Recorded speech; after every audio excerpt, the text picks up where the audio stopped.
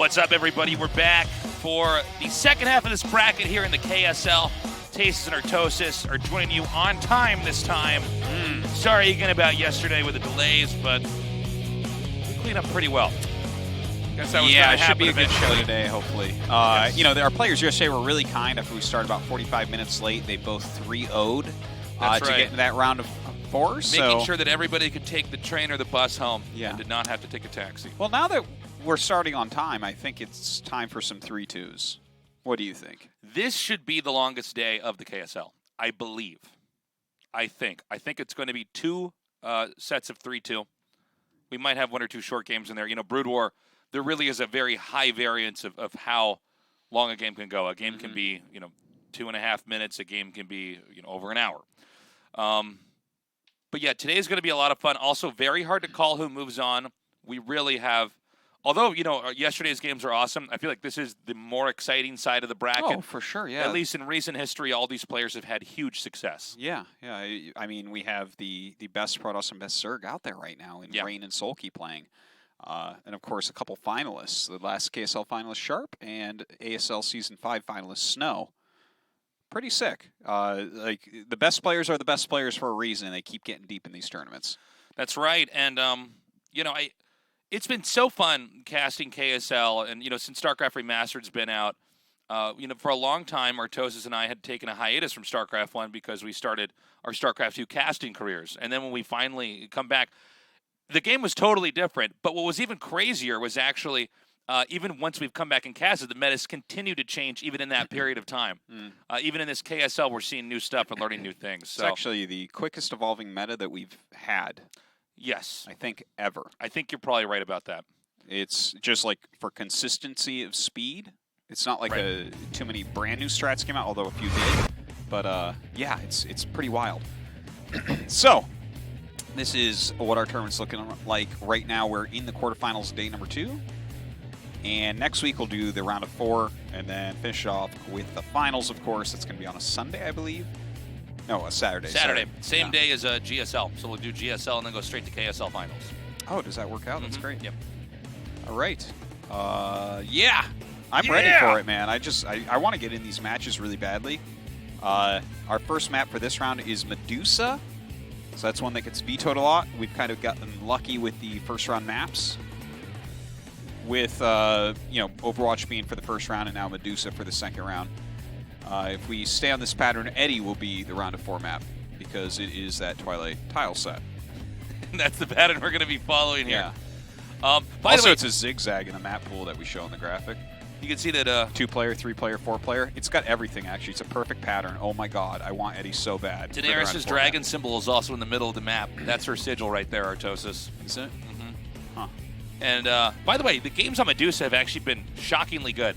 Yeah, no, they've for a been map good. that They've been is, good. to be frank, somewhat controversial depending on which player you talk to. The games here have actually been really fun to cast. Bad maps give good games. That is true. So does that make them bad maps? I mean, does it bring them good games? Yeah. Then yes. Wait, because they have good games, they're bad maps? That's what you said.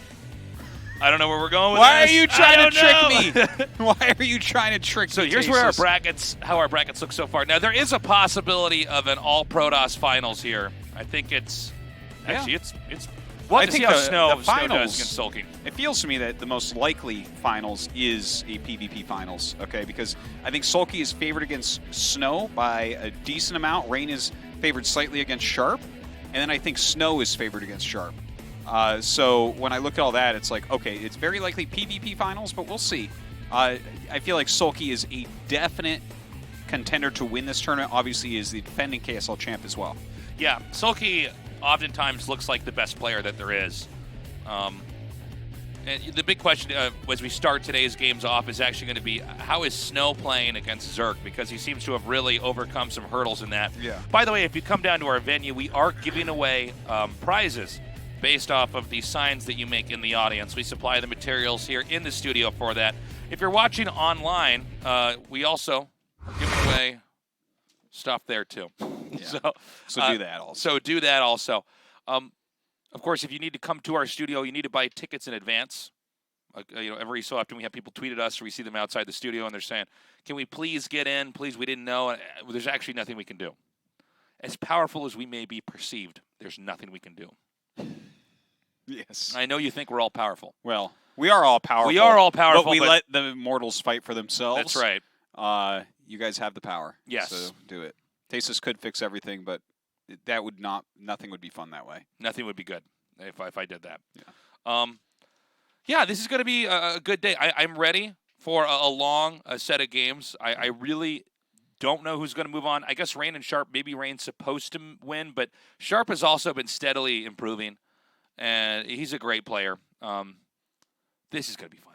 It's going to be a good day, Artosis. Yeah, no, I'm excited about it. I really do hope we have some close matches because there's been more 3-0s this season than anything I really remember, which is kind of weird. But yeah, it's weird. And the losers picking this time in last year's KSL, in season one, winner would pick. And that didn't make any sense. And, of course, it did lead to a lot of 3-0s. And now we have the loser picking, and it's still bringing a lot of 3-0s. Anyways, quick video. Then we're going to go into our match.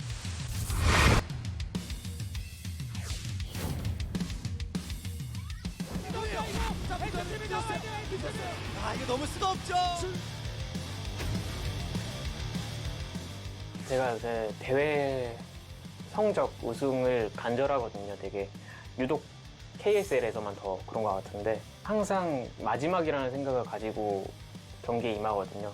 제 간절한 마음과 마지막이라는 생각, 그런 생각으로 항상 연습하도록 하겠습니다. 그래서 그 마음을 경기력으로 제가 보여드리도록 하겠습니다.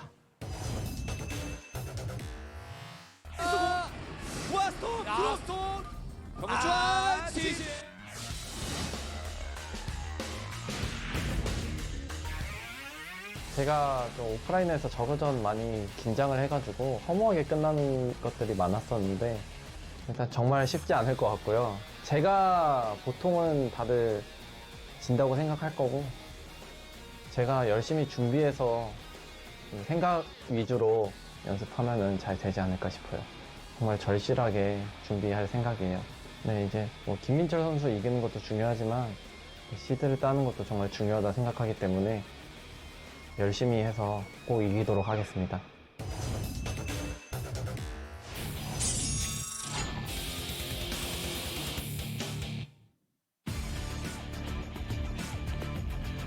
So we're going to bring our two players out now. First comes out Soulkey.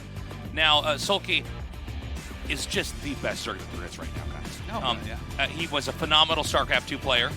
One of the very best there was. It's a similar story to Rain here, where he went from one title dominated, then to a new title dominated. Now he's back here, dominating so hard it's crazy. I mean, Rain and Soulkey really kind of ran the full gamut of RTS godliness. Jaedong did it briefly, but I think Soulkey's and Rain's are both much more pronounced. You know, I'm interested in also what happens in the future with these new top players, because, like, for instance, right now, like, Lass is the best Terran that we have playing in tournaments, but no one denies Flash is better. Rain is the best Protoss that we have playing right now professionally. But Bisu's going to get out of the military, right? Is he going to be able to hold on?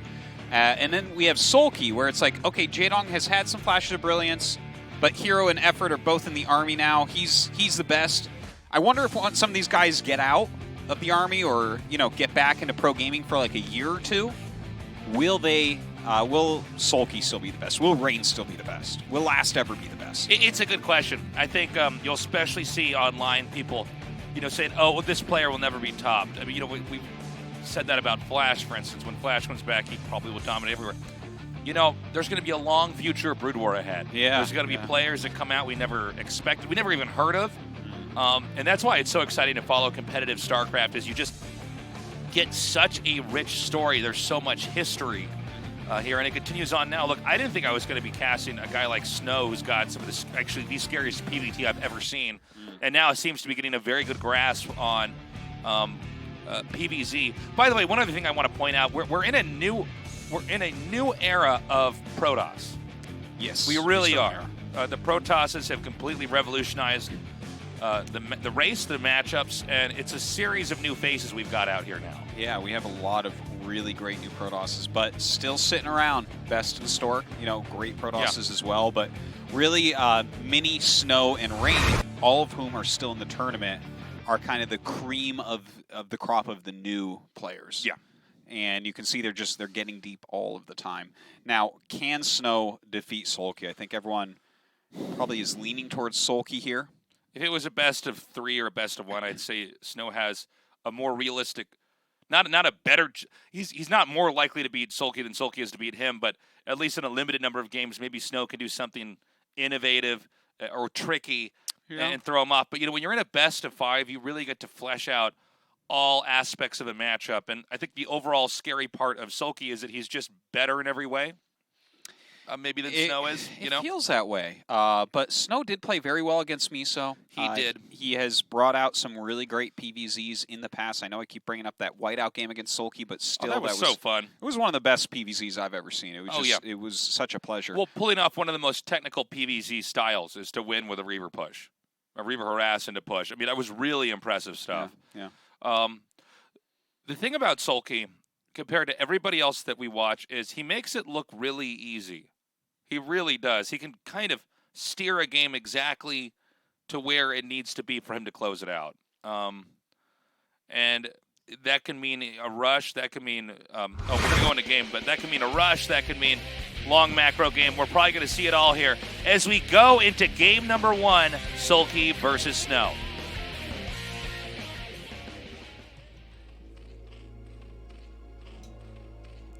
Right, we have Soulkey down at the bottom spot on Medusa. And we got Snow over on the right-hand side. Of course, we've talked about this map quite a bit since it's the starting map here, and we've had it a few times picked as well, where it does have those stacked temples. And, with those, you can always get splash damage to move them out of the way. We did see Jaedong do some interesting strats where he started working on with Lings, then kind of overcommitted into a run-by with them, but that was still a very interesting game. I'm looking forward to seeing if Soulkey has any plans for something similar, because he is a player that mixes in aggression well. Absolutely. So one thing about this map is we just have to watch the temples. There's 2 ways to get into the base. It is there's a backdoor entrance that goes up to the high ground, and what that allows, if you just sorry, I'm getting ahead of myself. The temples are stacked, which means that there's 8 or 12 or something like that on top of each other. So melee attackers have to kill that temple over and over and over and over and over again before you can actually break through. Now, if you get lurkers with spines, that'll break it all down at once. Splash damage destroys it immediately. And because PvZ is a matchup that's centered around, generally speaking, the Protoss fast expanding, trying to get their tech up, and then winning in a mid-game or a late game, Zergs exploit this. You have to have a lot of cannons set up here in the front, the right amount, to not lose to a Hydra bust or a Ling all-in or something like that. But then you're also going to have to be able to defend that temple as well. And this is a very tough early game for Protoss. One of the tougher early games, actually maybe one of the toughest early games PvZ that you can ask for on a map. And we're going to see if Soulkey tries to exploit that here. Yeah, it definitely can be very tricky in those ways that you said. And just to go on the opposite direction here, because Protosses have to try to survive, they occasionally will over-defend, especially if a Zerg player doesn't take advantage of that. Because it's such an obvious move to try to attack through those temples, get up behind the main and destroy stuff, that sometimes a player who plays completely standard can get ahead because the Protoss player is trying to make sure everything's safe when there's in fact no real threat. Now, what do you think about this Soulkey expanding behind into that mineral base first? I don't know. It's interesting. Maybe he thought that the probe was going to get up there in the front and block. Yeah. I'm used to seeing it the other way, but I guess safe. Actually, you know what? Maybe it's better this way because what he can do is actually transfer drones a little bit more quickly. Yeah, I can see a few things that it does. Like if you're getting rushed, it's going to be a little bit better. It's if the probe did come to block, that can be annoying, and this kind of circumnavigates that. And sure, yeah, the rally of drones is a little bit quicker, I guess. Just kind of an interesting little thing to see from Soulkey. I think when you take that base so quickly. No, I mean, I'm trying to figure out if it gives anything else later into the game, but it all feels like very early game stuff that it does for you, right? I think so. Like, you're never going to get your second gas ever before that other third hatch is done. That's just not going Right. to happen. So it doesn't that isn't affected at all. So he's making the layer over here, just at the mineral only. Meanwhile, we're waiting to see what exactly Snow is going to do as far as tech. He's going to get a Stargate, excuse me, out. But will he go Corsair DT? Will he mass up some Zealots? It's very, very popular nowadays for the Protoss to try to power up on 2 bases. Now, I would imagine the mineral will, at some point in time, just be taken because it's there, it's free. But, yeah, we also, if there's nothing crazy that happens in the early game, let's see if the Zerg can hold the 4th. Because the 4th base is actually not easy to hold on Medusa. Some 4th bases you can really turtle up. There's this awkward lack of space. Some 4th bases that Zergs take where you can't even really fit your Protoss army up there. It's easy for the Zerg to wall. It doesn't exist as much here. Yeah, Medusa's a fairly open map. Well, Spire coming up. Everything looks pretty standard and normal from both sides. What would you expect to see from Snow here in a game that looks this way right now, where it's just like, it doesn't seem like you're getting cheesed? Soulkey's a great macro player. What are you thinking he should go for?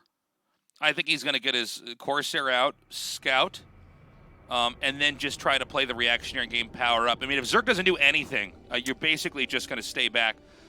It's very unlikely you'll be able to power through their natural expansion. There's also the possibility, let's say that he throws down a bunch of gates here. He can make an Archon and tear down the temple in the back. Yeah. And push that. Okay. A lot of times when I cast on this map, and this might have been from my own experience competing on this map, I am so obsessed with what happens with the temple because I've seen so many crazy things happen to me that it's kind of funny to see in a game like this. It doesn't appear that the Zerg is going to try to take advantage of it at all. Certainly not yet, at least. Yeah. But yeah, maybe you can get an Archon out here and try to push forward, hit that temple, and force Zerg to defend. It could be interesting. We'll see if he goes for a DT at all first. But one thing I want to mention, there is actually 2 gases being taken. This kind of looks like it could be Muta, to be honest. Yeah, it could be that Muta cheese, or they just run in there and kind of try to in fact, sucker I'm punch pretty the Protoss. darn sure it is Muta. Yeah. Well, I think the idea. Okay, so I think possibly the idea behind what Soulkey was doing is thinking maybe he's going to have cannons behind that temple, or he'll be worried about a Hydra Bust or any of these other things, and he won't be prepared in the main for an attack like this. But so far, it seems like Snow's in good shape. I mean, where the Corsairs pop out of the Stargate actually is not covered by a cannon, so that could be a little bit problematic. Yes. You could kind of camp that area lightly. It's almost more important that he just gets over the cannons, though. If the cannons are there, you can usually use the Corsair to cover the Stargate location. Interesting to see Soulkey committing pretty heavily into these mutas thus far. We'll see if he gets any damage done. Looks like, he's actually not quite ready with the cannon here at the natural, but not going to get that much done. And he wants the Corsairs to basically, or the Scourge to connect with the Corsairs and get that number low enough that he can kill the cannon, but this is an advantage for the Protoss now. Yeah. Zerg invested these Mutalisks, which are going to become obsolete very quickly as plus when an air attack finishes. The Corsairs continue to grow in numbers. I'm liking this game for Snow. Okay, here's a quick question. Shoot. Because he's going mutas, does that make it more likely you're going to take your mineral base quickly? Because it seems like you have to bank up a higher Corsair count, and you had to build more cannons, so your gateway explosion is going to be a little bit slower. So do you just power? Or I don't know if there's a right answer, to be totally honest. Okay. I mean, the thing is, so here, okay, let me see if I can answer that question. Okay. In this situation, from a Protoss perspective, you're much more concerned about the 4th base. So if you take your mineral only, they should be able to take a 4th base because you didn't invest in gateways or army, right? Okay. And so I would imagine he just powers up. Okay. When you get the cannons and the Corsairs, it can seem like, the Protoss doesn't have much of an army. Maybe we should just try to expand. All your money went to counter what they had anyways, because the Zerg doesn't have much of an army now either. So you basically both start out with making your ground army later. Okay. Well, a lot of Scourge actually added now. Look at that. Soulkey's He's really doubling committing. down. Yeah. He's totally doubling down. He does have the Hydralisk Den, though, so there definitely will be a transition, but I don't know if he's going to get that much done with this Scourge Muta. Look, more cannons being built. There's plenty of Corsairs. Snow is not overcommitting anywhere with these Corsairs. Snow sniffed this out really well. Yeah. He basically knows exactly what's going on. And I'm trying to imagine a game where Soulkey wins this based off what he's doing here. You know? What's going to happen next is going to be probably too difficult for the Zerg to deal with, and that's going to be a really robust ground army for the Protoss. It's much later than the Protoss would have wanted to get it, but because he had to hold the mutas off. But now, the ground army for the Zerg is going to be pretty obsolete. You're going to have Speed Zealots, Templars, you'll have an Archon or two, and eventually, you're even going to have Dragoons with range. And then it's like, well, what is Zerg going to do? I mean, this is why there's risk involved with going for the Muta Scourge. Neck break especially move. when it's done very little other than force more Corsairs, which the Protoss doesn't mind. And beautiful play. Yeah, nice. 5 kills on that DT. Some of those are Lings, of course, but just controlling this, the drone from getting there. I think we're slowly seeing the Zerg get painted into a corner here. Well, there it is. Look at that. No real engages quite yet. Yeah, no, this kind of makes sense to my Terran brain, is to take that when you're forced to utilize heavier tech units and more defense. It's like, yeah, just make a third. It's fine. Like, you know, you don't go Goliath and then attack someone, right? You go Goliath and take a third. The Robo Bay is going to come out here. And if you don't play like a Terran player, then you're not playing right, all right? You're not turtling and playing safe. Okay, so Queen's Nest. Actually, a very quick Queen's Nest here. This is, I like it. Yeah, he's going to rush in a hive. Yeah. And try to get pretty dirty here with some guerrilla tactics with a hive play. I wouldn't mind seeing one queen too. When you have this many Scourge and Muta, Ensnare can be very strong against those Corsairs. And if you pick off the Corsairs, then you're going to be able to control the Templar count. Maybe you can even pick off the Corsairs and go into a Greater Spire, make a bunch of Guardians with that. that. Would be crazy. I don't know if that would work. I actually think Guardians are a little bit underrated in this matchup. Obviously, you can't always use them, but sometimes when I see these ridiculous Protoss armies running around, I just think of how hard Guardians wreck Archons. You know, it's like I like them. The thing about Guardians in general is that they have a time and a place. Like, you can't go into like super late game and tech into Guardians where the Protoss is gonna be able to deal with it. But if you can get them kind of thrown off here, yeah, maybe. Well, we'll see. I think it is more just a rush up to the hive. You know, probably going to get that Defiler out pretty quickly. Of course, quite a few Dragoons coming out. Looks like he wants to break down the temples based on where he's going up to burrow. Do we actually have an observer out anywhere, or? I just got out with the army. Okay. So it doesn't seem like this is going to work in any way. This is the super late observer that's really common now. It used to be you'd get the observer much more quickly, but seems like, if you only need to worry about facing a ton of lurkers. If there's one or two, you can ignore it or kill it with Splash or Storm. Yeah. I love the quick hive, though. That's really exciting. We've seen, this is actually something we were talking about a lot lately. I'm pretty sure it was you and I talking about it, where a lot of these Zergs are just kind of staying on Hydra Lurker forever and not going hive very quickly, and we've seen a lot of them die doing that. Damn, he just lost all the mutas but 2. Yeah. That was killed so fast. Picked off 2 Eye Templars, right? Yeah, 1 or 2. But, yeah, no, I think that this is actually a very cool play, because everyone's just dying going, Hydra Lurker only. Right. And now Soulkey's rushing up to that hive tech, and obviously that's gonna be helpful. So Protoss is going to try to take a 4th here. Again, Snow's just going to probably slow play this until he's maxed out. The other thing you can do, beautiful control here by Snow. He's probably going to throw down a ton of cannons and then try to come out and attack. And I mean, throw down a bunch of cannons back at his 4th base. That's just now beginning to develop here. Well, even attacking kind of shields it a little bit too. Kind of a nice position for that 4th base. So it seems like as he takes it, he should be able to push out and maybe challenge the 4th base of Soulkey. I want to see the tech for Soulkey, though, right? Obviously, adrenal glands have to be on the way. He might be getting some defilers here as well. Plague and Dark Swarm is actually really... I know it's thematically kind of an anti-Terran thing, but actually it's really hard for Protoss to deal with. I actually think in a lot of ways it's harder. Yeah, the Plague is sort of... Unless you have like a Dark Archon zapping and feedbacking the Defiler, it's just really hard to deal with. And we almost never see Dark Archons. We're seeing it more and more now as the games become so figured out. Oh my god, so sick. Oh, super cool. These DTs getting in. There is a lot of tech Oh up here my as well. god, The this Hive! is so dope! Oh my god, the Spire's up here too. This really goes to show you how many hit points the Hive has. Yeah. There's 4 DTs hitting it. No, it's crazy. Oh, this And kind of fighting against it. Looks like Scourge mostly take out these Corsairs who are trying to kill is this kind of off. the funny part is that DTs actually are good attacking That's so units funny. too. You know, if you have enough of them, they are going to one-shot Lings. It is always funny when DTs just go ahead and fight units. Yeah, yeah. And it is also hilarious how much health the Zerg Hive has. Yeah. No, it's I never...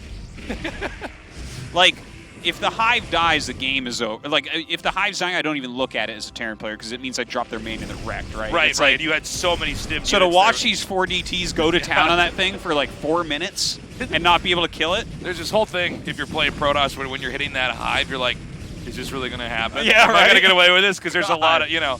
It's really funny, It's- yeah, actually. yeah. That was so weird to watch. And Look at this, he's still coming in here. he's trying to come back. Oh my god. No problem. That Hive still has almost half its health. Yeah. Look at this, he's going to keep on bringing units up. He really wants that Hive. Yeah, I'm surprised to see Snow playing this way, but I guess it makes sense. I mean, if Zerg's going to slow play it and turtle up. Well, I guess he's got a massive supply lead right now. But does this make sense to ferry this many units up there? Well, I don't think it does. I think over time, Zerg's going to have that defended, and, you know, the sheer amount of APM it takes to get those units up there is pretty hard. I know. You know? It's like the only thing he's doing is getting these units up here. Okay, he's going to bring a few into the main base now. Oh, this is so weird to see the way he's playing this, but I love it. It's kind of creative. Yeah. Well, it's hard for the Zerg to deal with. I mean, if Zerg Turtle, they have to have a very small number of points, insanely well defended. And what Snow's doing is sort of prying him open. And eventually there's just not enough locations because Snow has so much more supply. Even a Zerg that's like an 86 supply like we have right now, it's actually not easy to kill them, okay? But what Snow's doing is he's got such a good spread here by harassing the main end where that Hive is and pushing out. Yeah. He's slowly gaining ground here.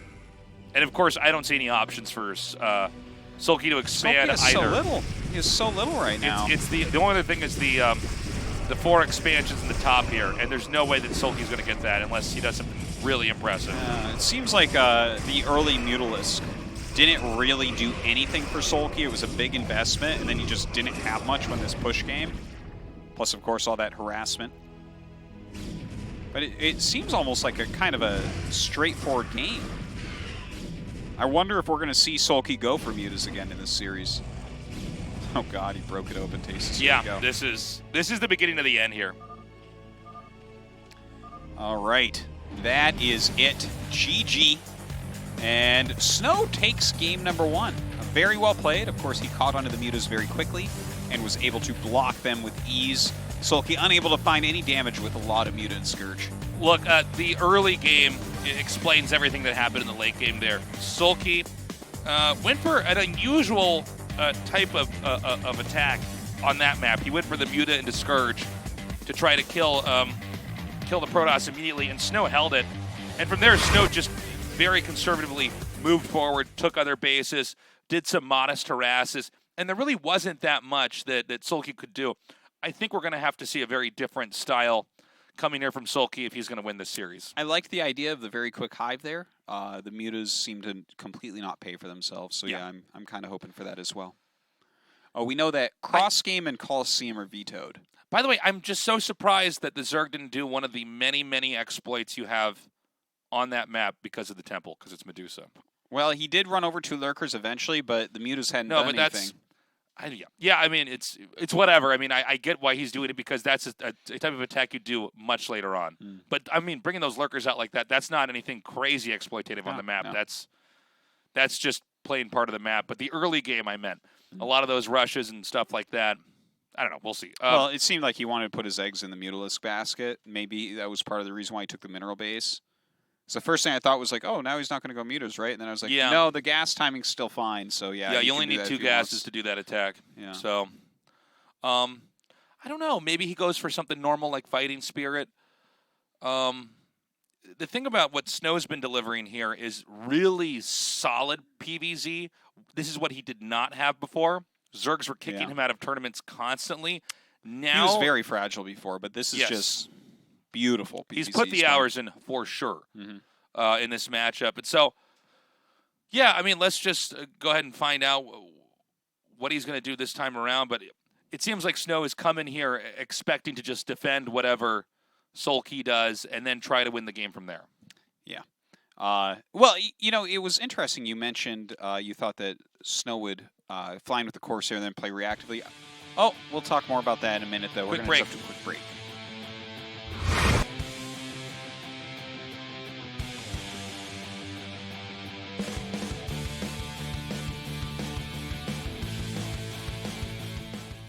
지금 저그 6시로 러커 들어볼 거예요. 보세요. 오잖아요. 그럼 스캔 뿌려서 잡을 준비해야 되는데 막아야 되는데요. 잘 맞추는데? 근데 나랑은 좀 안 맞네. 맞추는데 안 맞는다는 건 또 뭐야. 해설은 예측 해설, 무당 해설. 역시 해설은 샤우팅 용준자. 용준이 형, 형 주무시는데 어떻게 해요? 왜? 형 찾아요 지금. 아까 그 선수야? 저 선수 한두 경기를 안 끝나거든. 아직 절반도 안 했어요. 이거 날밤 새겠네. 나 이대빵이 좋은데 또 찾아. 한두 판 같은 소리 하고 있네. 20판은 걸릴 거다. 어? 아니 20시간은 걸릴 것 같다. 나만 찾아 이놈의 인기. 나만 찾아. 근데 형은 뭐 먹는 것만 생각하세요? 선수가 전병력 한 방울씩 갑니다. 자, 상대 안마랑 멀티 밀어냈고요. 다음 이제 생산 건물만 장악하면 지지. 그렇지. 이럴 땐 역시 파카닉 풀업세이드 탱크에 싹 다 녹아. 이건 뭐죠? 사이렉 스톰. 간만에 날 잡고 하는데 잘 안 되네. 어몽 도와주세요.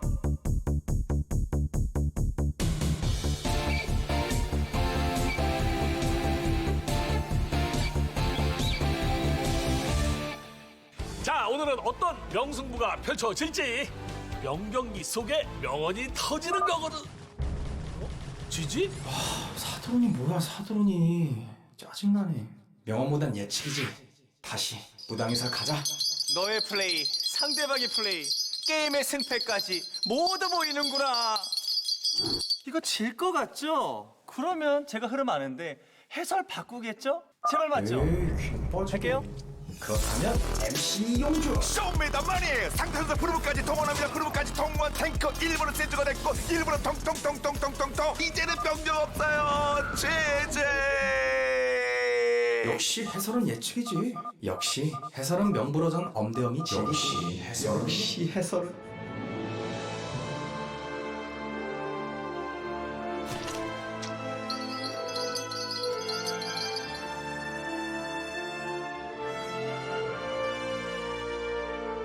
뭉치면 살고 흩어지면 죽는다. 해설에 의한, 해설을 위한 해설의 게임을 시작하자. 예측은 감이 아니라 실력입니다. 나의 실력이 선수의 실력이 된다. 나의 샤우팅, 나의 열정은 선수의 즐거움을 위한 것이다.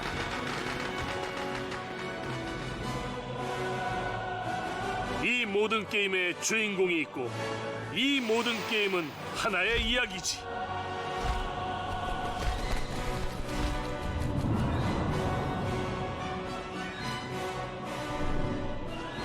한 분밖에 안 남았는데 지금요. 네, 미국 들어가는데요. 설마 이겨요? 네, 이겨요. 와! 그렇죠. 이길 수 있어요. 저희와 함께라면 당신도 프로게이머가 될 수 있습니다. 당신만을 위한 위대한 그들의 해설 시작하겠습니다. 스타크래프트 전설의 목소리 팩 전격 출시. 야 나도 한 판만 하자. Oh my God, Tasus, that commercial, was just thinking, what if I had those 3 little casters on my desk while I was playing StarCraft? I would get so angry every once I look over and grab one and rip him in half. They Everybody would be screaming. It would be whoever tried to call me on making a bad move. It's like, oh, you shouldn't have attacked at that time. I'm like, what do you know? You just grab him, take your thumb, and pop his head off like an action figure. Yeah. The other two scream and talk about how bad my opponents are for the rest of the You take your hand time. out with one of them and just smash him into the ground. Would I go to jail for that? Do they have rights, those killing little an tiny Indian in the casters? covered-size caster? Perhaps. By the way, we're going to go on to Circuit Breakers for map number 2. Yeah, that is, in the end, they're just tiny little casters there. Yeah. I bite one of their arms off after the game. I'm so angry. Just take one, chew them up, and spit them out. I bite the Feed arm one off, to- and then he's feed so one to your upset. dog. He's so upset that I tape it back on him. He's like, "That's not how it works." He like gets infected. He's like, gets a huge fever and stuff. Okay, a big, massive 4-player map is the answer that Soulkey has. I flush him down the toilet after that. A big 4-player map is what Soulkey wants. How many players stays A big 4-player map is what Soulkey says he can beat Snow on. Let's see if it works. We're ready for game number 2. Let's go. Thanks for bringing us back there, Tasteless. This broadcast was about to fly out of orbit into space, Artosis. Yeah. I think we're going to have a lot more conservative play here from Soulkey. I don't think we're going to. You're so funny. You're so funny how much you crack yourself up. I know. That's the one thing about Artosis. Well, the joke and me. never stops in my head. It just keeps going. And right now, I have his co-casters with tears in their eyes, like cleaning the blood off my keyboard and stuff. Oh, it never stops. Anyways, what were you saying? I don't know. From Germany. Who's your daddy? Thanks for coming down. Well, It they looks can't like hear him. us. When they watch the VOD, they'll know. Thanks for coming down, guys. It's a good sign. Maybe they'll win something. They better win something. I hope so. And bring that something back to Germany. Stop in the airport and confiscate it. Is that a HyperX keyboard? Yeah. No. That's for the Korean fans. Okay, so this is just a scout to check if Soulkey is one of these positions doing a normal scout to the north or south with his Overlord. So he will actually go to the bottom right now. Yeah, he assumes he's down there. There are And he's ways right. to trick him out, but yeah. Looks like a totally normal overpull. Should be a Forge Fast Expand from Snow. This is one of the scariest maps early game PvZ just because of how hard it is to scout them. If they mix it up. You really do need to know when to get the cannon and, everything else, unless you're doing a gate expand or something like that. Yeah, we have seen a fair amount of that from Mini at least, but a lot of times, especially in spots like this, a lot of battles happen on that high ground over that third mineral-only base. And I think that's why Soulkey chose this map. If he gets into a big Hydra macro game, like Hydra Lurker, it's very strong here. You can hold very easily defensively, like 4 bases. You can't really attack over the bridges. You can only use that high ground, and then you have to attack up a hill, which is pretty tough. And then, of course, if Zerg can take control of that, the Protoss is going to have a very hard time as well. So we have the first cannon coming down. Fielding's hatching here. And we're going to have to wait and see what exactly Soulkey is going to do. There's many ways you can take this game. The Protoss basically is assuming that the Zerg is going to play standard, but constantly confirming that it's not an all-in. Okay, I want to talk about something actually for a moment here, and I think it has to do with why Protosses are doing better. Let me kind of sound off the idea, and you tell me what you think. Please. Because you mentioned he's going to scout the Corsair and then maybe play reactively, and I definitely agree to that. Like you scout the Corsair, you figure out, okay, is this Hydra's coming for me right now? Is it Hydra's coming later? Is it Mutalisks coming? Those types of things you have to react to very quickly. Right. But I feel like what actually is happening nowadays is Protoss is dictating the game in the mid-game most of the time in this matchup right now, where they are either getting out their DT or they're getting out, most of the time, a bunch of +1 speed lots and kind of roaming the map a little bit and applying pressure and trying to get into that big army that's scary.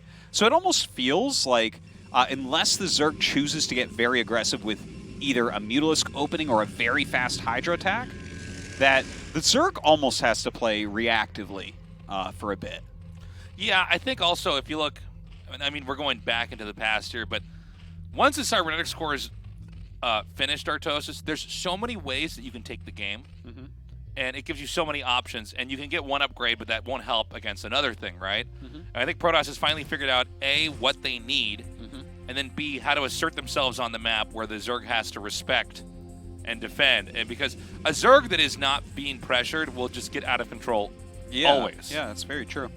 That's why sometimes when in the early days of StarCraft, Zerg looked ridiculously strong. Yeah. Because if you weren't attacking them and forcing them to make attacking units early, and they couldn't just drone up, it was crazy. Now, he's actually on 3-hatch Hydra, it looks like to me. Yeah, he's going to do a Hydra bust, and it's all going to come down to whether or not Snow can scout this. And so he's looking to see if a Hydra's going to hatch here. And so far, he doesn't see anything. It's interesting. A couple Zealots walked out onto the map, but turned around and went home. The probe's still alive, but no Hydra's actually being made yet. I wonder, like, what is... Oh, is he just getting up to the right drone count and then going, and he has an upgrade on the way? Well, here's the weird thing, is that there's so many different types of Hydra timings.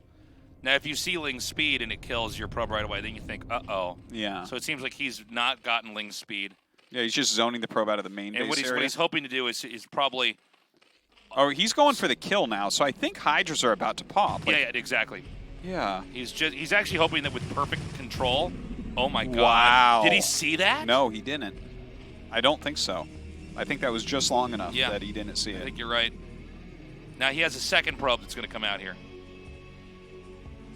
Yeah, that's a very swift move there. But with only 2 more cannons on the way, is that going to be enough? Okay, see this? The Corsair flies over those Hydras. This is why I don't like playing PvZ. I'm like, oh no, I only have 1 cannon. I'm really dead. But, okay, he has a couple done. He has these Zealots to buy a little bit of time at least. Now, did he make any more Hydras? This actually might be an attack where you just come in here and hit the forge and the gateway. Possibly. No, he's continuing to commit here, I believe. Is there a layer making? No, yeah, he's going for broke here. Oh. So the trick is you get the forge, you get the Hydras, the Lings then come up, and that's when you go for the dive. And basically, we need to see like all the probes pulled here in the front. Everything he's ever had. Yeah. Oh, now he's going to get the layer. Does he still need everything he's ever had? Yes. Okay. Yes, he does, Artosis. Another hatch on the way as well. Is this one of those Jadong Hydra busts? Yeah, this is because the Hydra bus is later. You actually have just enough momentum and excess in minerals and gas that you can keep teching slightly. He has a lot of units here, but is that enough to break? I think it might I think it is, man. I don't know. I played Protoss. I think everything can break me. Yeah. No, I'm like that with Terran. I'm like, yeah, I'm like, there's no way for Protoss to hold this. And he holds it very easily. I'm like, oh. Yeah. This recall is going to do a lot of damage. Dies instantly. Yeah. we're all damaged goods in this game. Yeah, this was that Jadong style attempted bust where that was really funny when Jadong did it because he killed the guy and he was like teching up and taking like a 4th base. I'm like, Jesus, man. Gosh, that was a funny. Is there any way to win this matchup? Come on. Yeah. So, as the game continues on, we're getting more gateways down here. Now, Snow, I think, is in slightly better shape it definitely than looks Soulkey, it. but Soulkey's not in bad shape. If this was a Hydra bust and there had been no layer that had been made, we would probably already be calling it for Snow, but Soulkey's actually doing a pretty good job. It looks like he wants to take that 4th base. And again, this is kind of the nice thing about the map. But Snow is going to be able to get out there relatively soon, right? He's added those gates up. Did he get his +1 to finish, or no? No, right? I actually wasn't looking. I don't think he has his +1. I wonder if there's some kind of play where you throw down the armor upgrade for Zerg here. You know, as you're attacking and killing that forge. Huh. And that way your Lings are suddenly much stronger. I don't know. I don't see too many people on this map make too many Lings in the mid game. It seems like very Hydra heavy. I actually, as that came out of my mouth, I thought, try to suck it back in. So, yeah, normally in this matchup, if they mass Hydra, they get the range attack, and then they just try to out-control the Protoss. And by the way, we are going to be going into that mass Hydra style of play. I definitely think that's the way to play this map. It's funny because I think it was called Sauron Zerg in the very, very early days, was Mass Hydra. And then everybody said it was... Mass units in general, yeah. I thought it was just Mass Hydra. Am I wrong about this? I think it was like Hydra Ling, but No, I think it was just Hydra. I think the Sauron Zerg style, if I recall correctly, that's a very old phrase, but I think it was the idea of using only units for defense instead of any static D, and that was mostly Hydra Ling for the defense, I believe, but I'll look it up. Yeah, we might be wrong. I'm sorry, we're using such very, very old terms here, but yeah, no one really says that anymore. But basically, when this style came out, a lot of people eventually deemed that it wasn't good. And what's funny now is we're in 2019, and just having a massive amount of Hydras is actually among the most common ways to play the mid game here in this matchup. Where the Protoss, you can see Protoss continues to come out here and check and says, nope, I cannot fight that yet. I'm gonna have to power up again. Well, it feels like when we saw Protoss is losing to this a lot, and again, I'm kind of like looking at general trends and the patterns that I'm seeing with them as this is not my matchup of specialty, but like when the Protoss is very active at checking what there is and then running away and continuing to build the army, it feels like they will eventually scale into something that can fight. Whereas the games where we see Protoss get wrecked by this, they like take an engagement and then lose it, and then they never have enough army for the rest of the game. Yeah. I think you're basically correct on that. Now Protoss, I think, might finally have the muscle to move out here. We don't have any Dragoons added into this army yet, so you got to be careful because you can get out-controlled here as the Protoss, and they can snipe your Templars. But this was a smart move. Look at this. I like how Snow moved to the high ground. Yeah.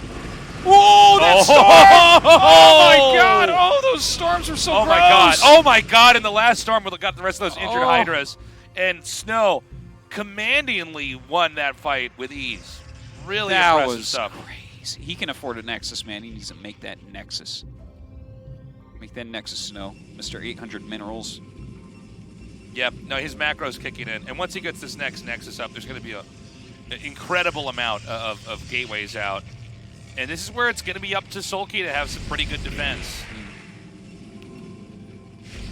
So, during all this, I have checked Sauron Zerg Tasteless is a powering of drones early, oftentimes with 3 Evos into lots of units. Oh, okay. All right, I was totally wrong. Sorry, everybody. So that's like, yeah, you try to get your upgrades going super, super fast and get out there. Yeah, that was a very old style. Anyways, Snow looks just so good right now. Yeah, he's just not having any of it from the Zerg. I really like it. He's basically just staying back, and especially with those storms. I mean, it's not the end of the game here for Soulkey, but that really hurt. And you could see, look, now notice this movement pattern. Remember, guys, you can't have everything on one hotkey here. So every time he moves, the Zerg has to reorganize. It's something that we can very easily overlook if we're just talking about game theory and all that. But forcing them to come back and relocate is a huge part of the game. Now, Soulkey pokes in and gets that, but is it not possible for Snow to then come in and intercept that army and kill it? Yeah, no, it really feels like he could do that, but you got to be careful because Soulkey has plays against that as well. Like, if you go on top of the ramp of the top left, Snow's not going to break that, right? So that's where maybe then Soulkey can move his army out and do a flank or something. Oh, great storms here again. Snow really on top of this control. Yeah, Soulkey having a bit of a battle over here, trying to clean up some of these Zealots, and it looks like the rest of his Hydras are going to be caught. Soulkey has a lot of supply right now, but he's starting to lose quite a few extra units. Oh my god, really unfortunate engagement there. Wow. Soulkey doing a lot, or taking a lot of damage there. And now the army's been pushed down here to the lower half of the map. Snow's going to continue to rally units out here. Yeah, the Corsair's still very, very active as well. Soulkey, the thing, like, he's getting a lot of supply, which is, I'm finding it surprising with how much Snow is actually killing off here, that Soulkey is still being able to mass up this much. He's only down 12 supply after we've seen, like, 3 good engagements from Snow. Yeah. Hydras cost 1 supply. Yes, they do, Artosis. Zealots cost 2 supply. What? Yeah. Just saying. Well, all Snow has to do is keep expanding, get maxed out, and probably try to attack in here. I think we're going to see Soulkey get forced into a very turtley game. Cannons coming down here as well. Well, if he plays the turtley game, like, should he be trying to take the bottom left and turtle it? Because, absolutely.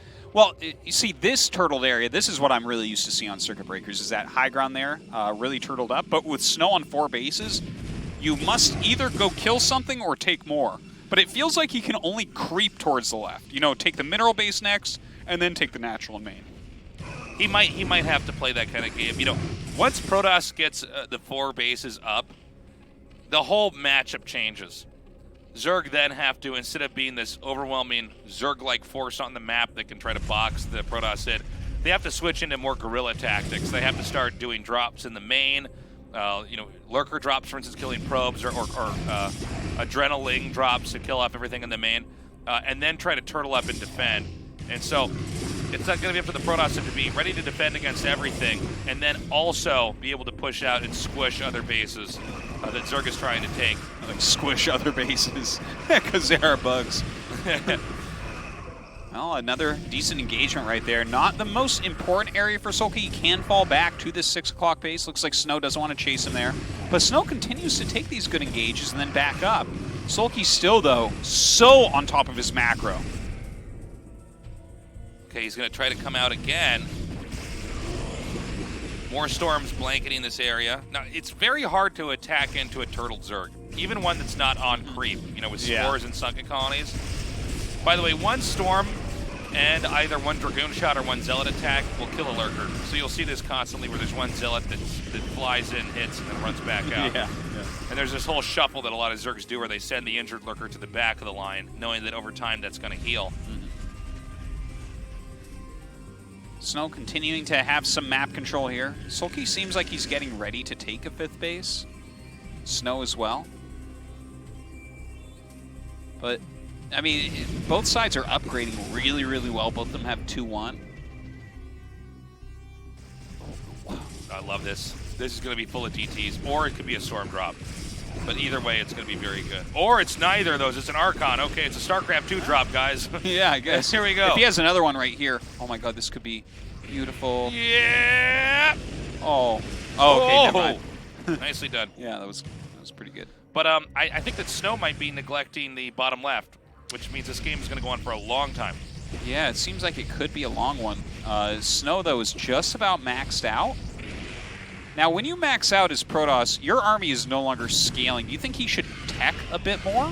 Or should he just continually attack and try to keep that pressure on?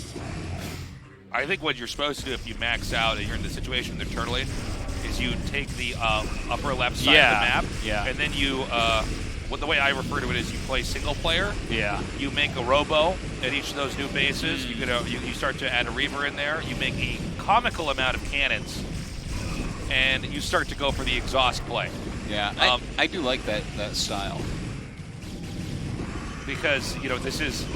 I mean, it seems like right now in Korea it's more trendy to do exactly this, but it always seems like this doesn't work. Yes. Is it then the Zerg comes out and eventually kills everything?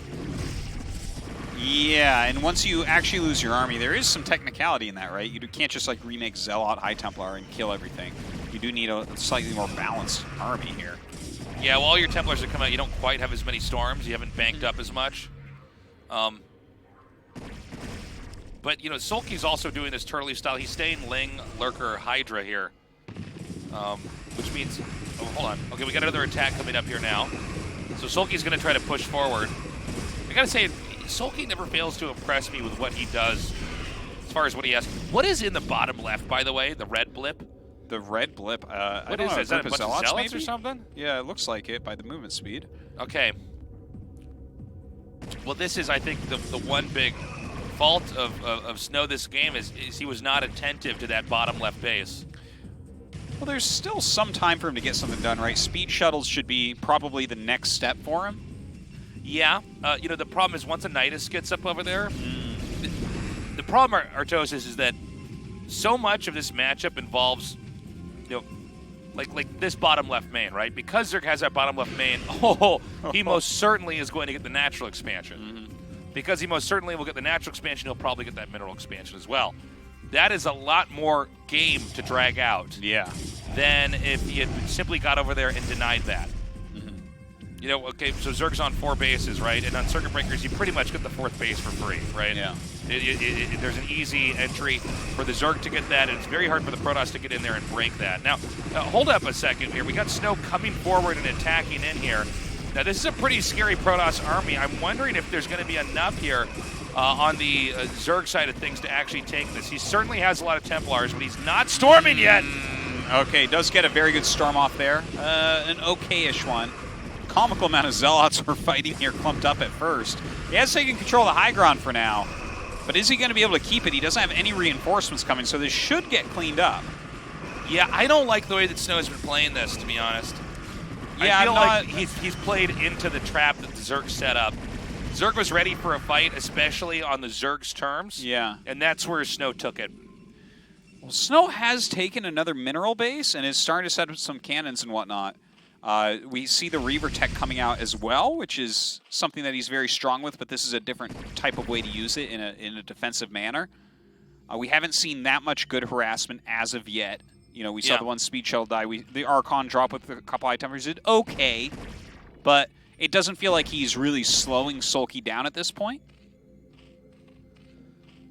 Yeah, I worry here for the Protoss. Now, the out for the Protoss is to drag this game into eternity by taking the upper left. What should he add to his army if this gets into, like, we have 3K banks? Well, there's one thing you can do. More like an AK-1K, but yeah. Well, you know, there's a couple things you can do. First of all, I think this game, by the way, is about to end. But if we were to get into a game like that, like I said before, add Reavers in there.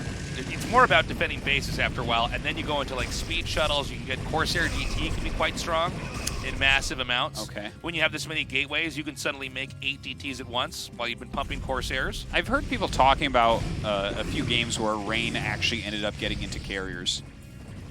I would have to see how you'd end up getting into I'm carriers. not sure exactly, but Carriers, yeah. well, they wouldn't be alone, but yeah. Right. Their damage output is frighteningly high. The problem with going for carriers against this specific tech setup that Zerg has is I think one Dark Swarm makes the carriers go away. Yeah, you definitely have to You know. around a lot with them. Okay, Snow continuing to attack, but he did lose that base in the top left, but he still has 5 mining bases. Keeping this pressure hold up, on. a lot of Zealots coming in. Now this actually might be the play because he's actually breached a very important area. If you can get into the main, you win the game. This is sometimes PvZs are won by breaking into the main instead of hitting this. And with the Reaver comboed in here with this, good storms. This is an easy angle to storm. Oh my Even a God, novice those player bridges. could throw storms down in an area like this and probably hold off everything. Yeah. Oh my God, I think he might have actually done it. Wow. I was so ready to call this for. Yeah, I mean, you just thought- a minute ago, I saw that army going in there. I thought, okay, there's no way, but you know, he let the Protoss get in here, and this is all the tech, guys. This looks really rough right now. Soulkey just can't rebuild all this. No, he absolutely cannot. Oh, this is so crazy. Why is wow. Snow so good? I can't believe. I'm speechless. I'm not tasteless anymore, guys. This is. You never were This tasteless. is so impressive. So he's going to get the Defiler mount. Now, by the way, the Defiler is one of the only units that really was changing the late game GG. And so by killing that Defiler mount ultimately, once you've gotten rid of the rest of the Defilers in the game, yeah, he won. So I thought that was a game that Soulkey was going to win in the long run. But when he did that counterattack, Snow did a counterattack of his own. He went into the natural. And remember that the way that Soulkey opened up, he never had spore colonies, sunken colonies, turtle lurker defense, anything like there. The natural expansion was naked as far as defense goes. Yeah, I guess that is true. A lot of times you just count on the bridges being an area you don't want to attack over, but if out of position, if you don't have your rallies set there and have your units there, I guess you can run over and do what you like as Snow. What's going on with Protoss this year? I think that Protoss are murdering in finally... GSL and KSL right now. Yeah. Well, This I don't is want the to year say of I Protoss. told you so for the last 20 years, but I've always known this race That's was the it, best race. Artosis. I knew it.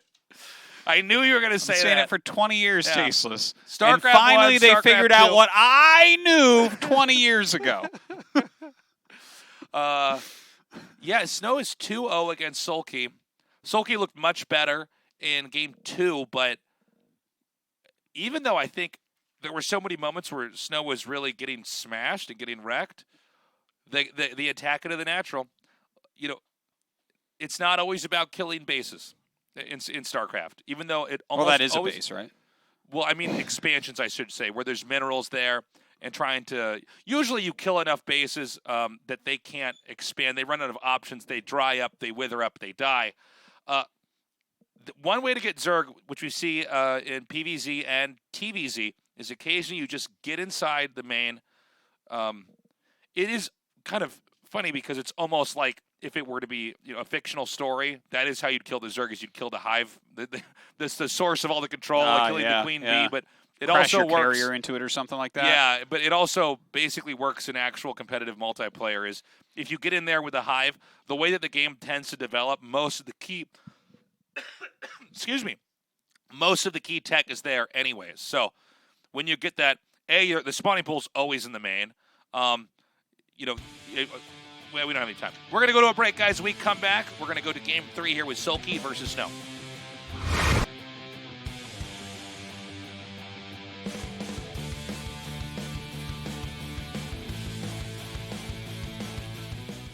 지금 저그 6시로 러커드라 올 거예요.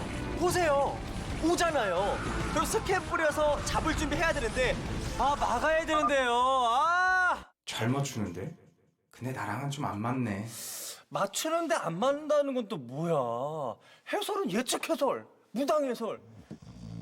역시 해설은 샤우팅 용준자. 용준이 형, 형 주무실 때 어떻게 해요? 왜? 형 찾아요 지금. 아까 그 선수야? 저 선수 한두 경기를 안 끝나거든. 아직 절반도 안 했어요. 이거 날밤 새겠네. 나 이대빵이 좋은데 또 찾아. 한두 판 같은 소리 하고 있네. 20판은 걸릴 거다. 응? 아니 20시간은 걸릴 것 같다. 나만 찾아 이놈의 인기. 나만 찾아. 근데 형은 뭐 먹는 것만 생각하세요? 선수가 전병력 한 방울씩 갑니다. 자, 상대 앞마당 멀티 밀어냈고요. 다음 이제 생산 건물만 장악하면 지지. 그렇지. 이럴 땐 역시 파카닉 풀업세이드 탱크에 싹 다 녹아. 이건 뭐죠? 사이렌 스톰. 간만에 날 잡고 하는데 잘 안 되네. 어몽 도와주세요.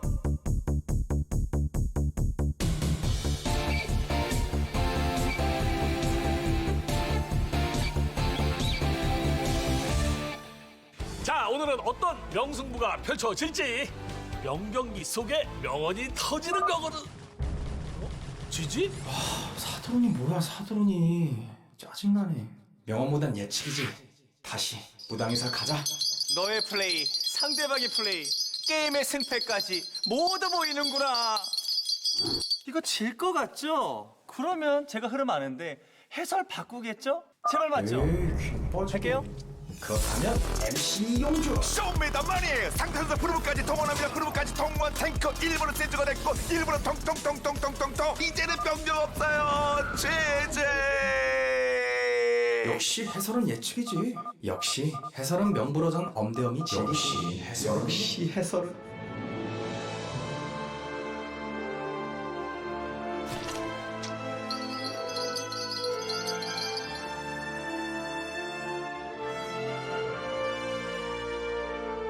뭉치면 살고 흩어지면 죽는다. 해설에 의한, 해설을 위한 해설의 게임을 시작하자. 예측은 감이 아니라 실력입니다. 나의 실력이 선수의 실력이 된다. 나의 샤우팅, 나의 열정은 선수의 즐거움을 위한 것이다.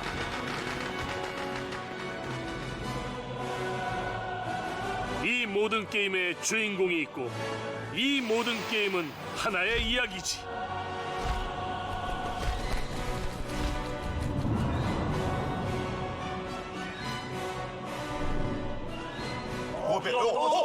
한 분도밖에 안 남았네 지금요.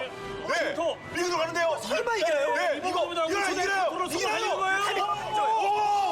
와! 그렇죠. 이길 수 있어요. 저희와 함께라면 당신도 프로게이머가 될 수 있습니다.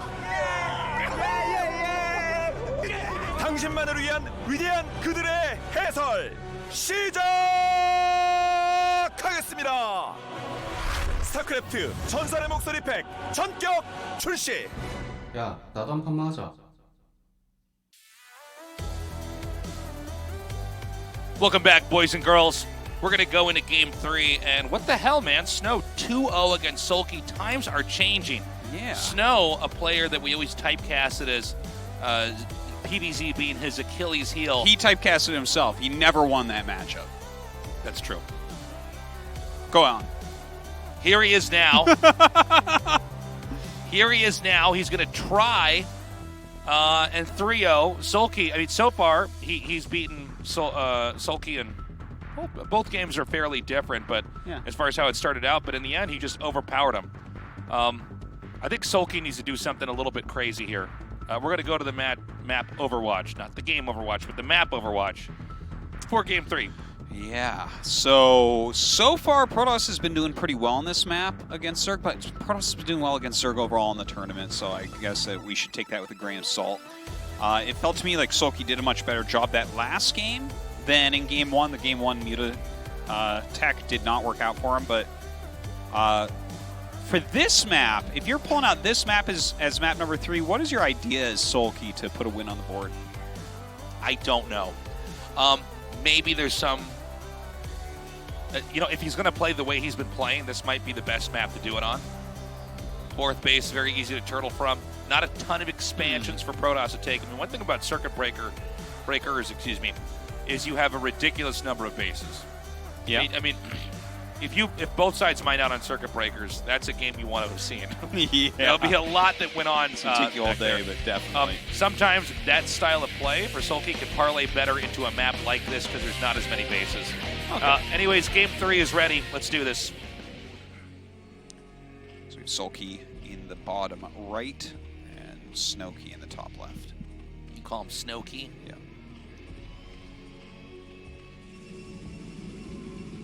Well, here we are. Let's see what Soulkey wants to do. So far, Snow's just been expanding, building up. It's interesting because Snow's played such a passive game early on, really. Yeah. Like we saw Rain, I guess it was ASL, but some of these builds where he'd hide a robo and do a DT drop. He did a lot of very kind of tricky technical stuff. This is not the case at all here for Snow. I mean, you can see that he's really just doing modest expands, taking the map, kind of powering up and saying, well, you try to cut too many corners. He's playing really well. It must be a very good time to be a Protoss because you have so many Protoss right now that are playing very strong and solid PVZs. Whereas, Bisu revolutionized the matchup, of course, and everyone stands upon his shoulders. But when he did that, no one could copy him. Like, people still can't copy Bisu because he's just so much better than everyone. But when you watch, for instance, Snow's games that we've seen, it seems like something that any Protoss player can kind of watch and be like, oh, this is great. This is a great set of strategies I can use. It doesn't seem like this is an impossible task. Yeah, you're right. Well, the thing was, what Bisu was able to do was he knew every step of the way how to do that style of play and automate it in his head and macro it out. It's pretty tricky because Zerg have so many different ways to play into the mid game, and you have to be able to sniff it out immediately and respond. A Zerg that's going to turtle up, let's say take another natural expansion on a 4-player map, and turtle is a completely different style of play than 6-hatch Hydra. Yeah. And you need to notice that immediately. And I mean, that's a very basic example, but there's so many things like that. And Bisu could basically, he knew the Zerg better than the Zerg knew the Zerg. Yeah. And how it operated and was playing around that. Yeah, that's a good point. But also, his multitasking, his micro, his macro, we're all next level too. And yeah, he's one of the greatest mechanical players of all time. Yeah. Actually, this was really funny because this is something, I mean, when I first got out here, I used to get to go to the OSL qualifiers and stuff and watch. Right. Because I lived with the Easter team. And I stood behind, most of the world's best players and watched them play. Mm-hmm. And it was something, because I'm known for making fun of Protoss and teasing and stuff. Right. But one of the first things I told Tasus was, I was so impressed with Bisu. He's the most impressive player I've ever watched. Yeah. He's just the speed with which he moves, he switches his screens and all that is second to none. And it was funny because I was talking to Eon Zerg the other day, and he actually said the same thing without me prompting that story. So, by the way, we have this attempted Ling run by, and I think we might have the most perfect hold ever. wow, Oh that my was God. crazy. I can't believe how perfectly that was handled. So, if even one Zergling gets in your main, it becomes quite a headache to try to hold it. And so now Zerg's in a very, very difficult spot. Also, they can be freely scouted as there are literally no Lings in the game right now to kill this probe. So That's true. this is crazy. It is to what you were saying, Artosis, before we had that attack. It is incredible. I remember, I think the first time I really got to watch a pro play, like actually sit down and focus on. Oh, at the WCG. Was in Italy. Yeah, we were both down there, and I was casting that event, and excuse me. I was watching I Love OOV or I Love OOV, and it was like crazy. Like I learned so much just seeing how he clicked, what he prioritized. There was this moment where I thought, oh, I see why Koreans are so much better, especially at that time, than the other players. It was like they understood the game in such a clear way. And I don't want this to be misleading, because occasionally people kind of exaggerate and say that that non-Korean players didn't know anything about the game and couldn't play. Not true at all. But if you just watched, what he would micro, what he wouldn't micro, how he would group things, how he would maneuver an army, and you can only really appreciate this in first person. I was blown away. Yeah. That guy was a legend, man. Most talented player ever, in my opinion. He was incredible. Yeah. So, the probe has stayed alive for a long time. Seems like it is going to get cleaned up, but it sees the lair. I'm sure he's assuming that there must be a spire somewhere. And in fact, might scout it now as it's going down there. Yeah, it gets to see it. So there are no secrets from Snow right now. Yeah, I mean, Snow's in the exact kind of game he wants, especially after you see that last, right as the probe's killed, a drone hatches even. Even just that, you're like, yep. Yeah. I know exactly what's going on here. And so Snow is probably going to do what he's already done in the last two games. I think so. Everything has worked out very well for him, and after that nice Ling hold and everything, the prolonged scouting that he had on that probe as well, feels like Snow can do no wrong. How wild would that be if he 3-0s the last season's champion? Well, this has sort of been a theme of this entire KSL, is total upset 3-0s.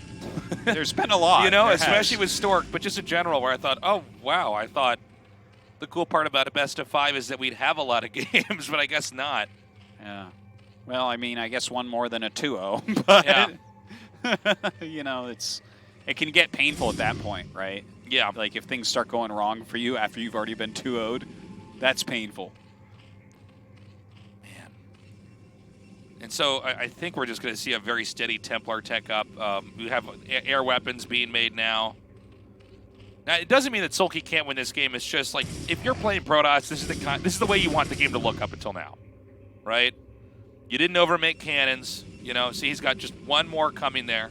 The only thing that could really happen would be like a tiny Ling counterattack, so he's fine against that. He's moving out with his Zealots. There's already an inferior number of Zerglings on the map because Zerg wasted those in the attack. You're getting your Corsairs out. Everything is going perfectly. Now, here we see Soulkey setting up the turtle defense. It's funny because the game started out with Terran. It was really the first race that had to learn how to turtle. And that was in Terran versus Protoss. Is you had to figure out how to hold off Dragoons and Zealots and all that. And then later on, it was Zergs and Protosses that started utilizing it. Protosses figured out, oh, wait a minute, I can get a fast expand up if I turtle. Zergs, I guess probably the last race to really utilize it, said, oh, I can actually hold off way more and tech up. What do you think about how many Zerglings he's made here, Tasteless? Well, that's why he sent the Zealots out, was to force him to make those that many Lings. It felt like he overmade him to try to trap the Zealots, but I don't think that this went as intended for Soulkey. He has a Hydralisk den. It's not, I don't know, he was turtled well enough that it felt like these Zerglings were for like a surround to kill Zealots off to reduce that. You might be right. You might be right. I think he might have also just needed it because he doesn't have a completely clogged entrance at his natural. Okay. And so he probably needed enough Lings to get in the way of the Zealots so the Sunken Colony could be defended. Well, either way, they really didn't do too much. The Zealots got pushed back, but now they are running around with legs and +1. So definitely going to trade very well in the future. So the DT is going to come up here. Yeah, not going to find anything. This is smart, though. I mean, you always want to have a DT just in earshot away from where the Zerg's at. There's so many moments where the Overlords might be pulled away, and you could suddenly run in there and get a lot of damage done. Ooh, catches nice. a couple Corsairs going down. Zealots continuing to roam here. Oh, is he going to try to sneak this DT in? Yeah, I think he is. Oh, kind of nice, picking off some of these lings. At least that alerts Soulkey to what's going on. There's a handful of little tactics Protoss can try to do when the Zerg starts to turtle, because that's when you can actually start to evaluate the situation. There it is, the Queen's Nest once more. Okay, I like this more than the Medusa game, right? Because he Yep. didn't open with the Mutas, so he's not in that very, very hard spot that he was already in that game 1. Yeah, let's see how this goes. I would have thought he would have tried to turtle up and take a 4th coming up here, but apparently not. Apparently he's going to go right into that hive. Now, we don't have observers out. Now, No. one thing to keep in mind is that nowadays the Protoss is sometimes almost into 100 to 110 supply before the first observers on the map. Yeah. And it's about as late as we ever have seen observers made in PvZ. I think a mistake that Protoss has made historically was they were trying to get their observer out too quickly because there were lurkers that could be made. And you're even seeing it right now. The lurkers aren't a real threat if you have a big enough ground army that you can catch them before they burrow. Yeah. It's funny him walking around with 2. Like, what? It almost feels like these are scouting lurkers because they have the burrow upgrade. You know what I mean? Well, he might have been trying to do something like sneak that over into the third minerals or base and then something? put him on hold position. Yeah, that that's makes something sense. that's like a super dirty trick that you can do where you'll just nuke all their workers as they come in, and you know that could be sometimes too difficult to deal with. So. Maybe wow, he's really not finding anything with any of these little run-bys, these attacks. Yeah. Even just, like, strategically speaking in general, he's not finding anything. Yeah, and I mean, this thing is these lurkers are going to be killed as well. Yeah, he's going to damage that gate, though, before it dies. Okay, here's something. Okay, let's see. And the problem is that with one Archon, you can actually attack a Zealot on top of the lurker and kill it with Splash. That's true. It's interesting that he's targeting the Nexus. It feels like this would be better spent on the Zealots. I'm surprised Yeah, okay, now he is. Okay, with the Observer out, this is going to be cleaned up. And we're still waiting to see, any kind of real plan here from Soulkey. I mean, obviously with the Queen's Nest, he's going to get a hive. He's going to start getting those higher tech upgrades and probably getting defilers as well. But, if you look at what what Snow's doing, Zealot Archon kind of negates Dark Swarm. Yeah, it does quite a bit. And so... just more lurkers. Like, I guess he's got adrenal glands for Zerglings, which Absolutely. that is a very, very worthwhile upgrade. And he did get the Carapace to try to fight against the +1. But Snow should have +2 done pretty soon. So here's the problem, man. If you look at the places where you could expand to as Zerg, the Protoss can control that pretty easily. Corsair DT is not going to let Link Lurker get in there. Yeah. You don't quite have the anti-air here. And so it's like, the only thing that really, I think Soulkey can do is try to really turtle up. I don't know. It doesn't seem like that's the plan. Just lots of lurkers right now.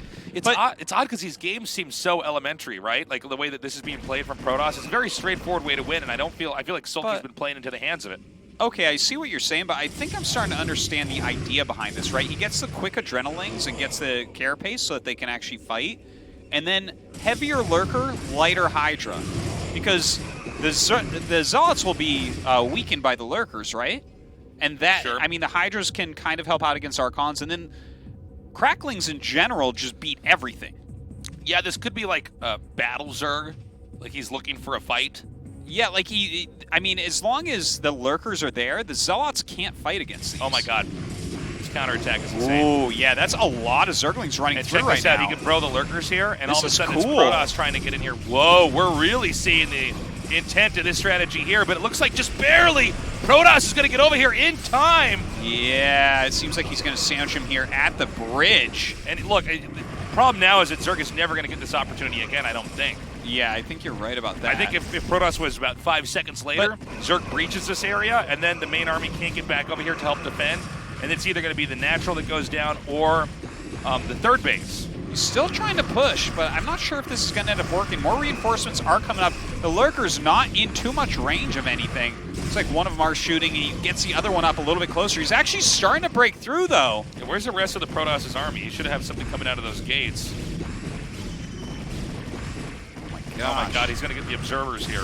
Oh, he could. The observer's going to run.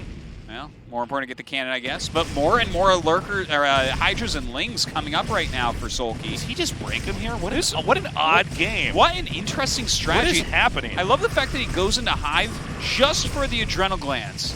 Yeah. That's super cool. Funny.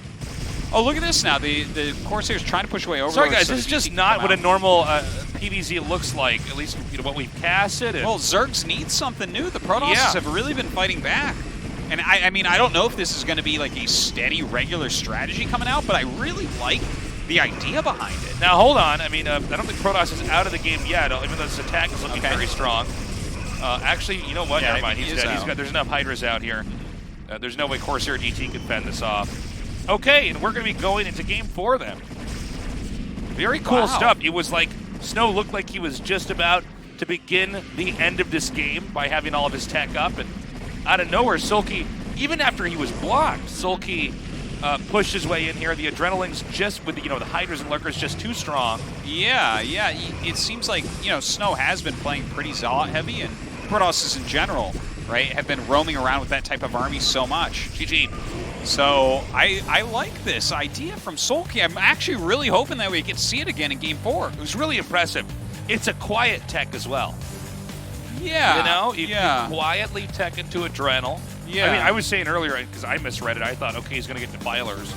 Yeah, I was thinking that at first, but then I saw the +1 carapace. It's like, oh, maybe this is what it is. And then, with this quiet Defiler tech, he then, it's like he just, with the Adrenal tech, excuse me, he just sort of has a better engagement. And, I don't know. It's a cool strat. Cool. Yeah. Yeah, I guess I'm still wrapping my head around that. And I'm also not really sure what Protoss could have done better against that. I mean, the strategy is still pretty fresh. Yeah, no, I'm not. I mean, I've just not seen that ever. A 3-base Adrenal, a little bit extra Lurker heavy. He never had a 4th at all, right? No, he never had a 4th. He was on 6 hatch, I believe, because he's going pretty heavy Ling, so that makes sense. Yeah. Wow. I don't know. I want to see it again. I want to just go into Game 4. Let's just go into Game 4. Let's do it. You have that power, right? I do. All right, Taste, so send us into Game 4. No, I will not. I love playing God. I can't believe that worked. I guess it's funny because it looks so counterintuitive to how PvZ's always looked in the last 20-plus years. That it's kind of funny to see that situation happen the way it is. The fact that we're still getting new stuff like this regularly, I'm not talking every day, but you'll just see a strat come out and be like, what is this? And we're not a couple of jokers here. Like, we've been around the block with StarCraft, and we've really seen it all. And so to have a strategy like that work, it's pretty cool. Yeah. Okay. Well, Tasteless, you got to send us either into the break or into the game. No, we can't just have this nether No, region. No. I don't have to do anything. I'm a free, autonomous person with God powers. He really tortures me like this. I do. I wonder what you're supposed to do. I guess he should have tried to stay back. I guess you need to scout that, and the moment that you see that there's no other bases, you don't try to push out, because there was a bit of positional play. He did get enough of the Lurkers over there. If he was to fight on the actual bridge, which we only had at the end of that fight. That's very true. Maybe it would have gone better. You never I are gonna also break the think, bridge. though, that Snow made the same mistake that we made when we were casting that, where we said that the game's basically over. When you see that attack coming in, it looks like it's held. Because he wasn't even microing the Archons back. There were 2 Archons on you're that bridge. fighting on a bridge, so you just kind of assume it's going to go your way. Yeah. Like, if anyone ever If your breaks up guys- or bridge that small against you, you kind of look at it and like, wait, what? Yeah. There was a full arc around that doing damage. You know what? I am going to throw us to a break, actually. We're going to go to a break. Thank We you, come back. Jesus. Game 4. Don't go away.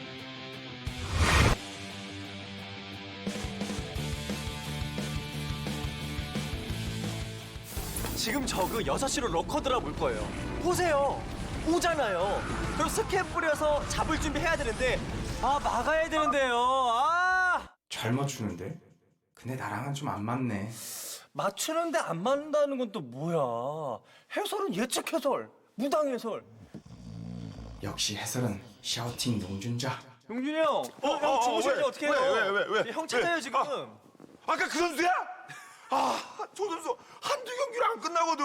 아직 절반도 안 했어요. 이거 날밤 새겠네. 나 이대빵이 좋은데 또 찾아.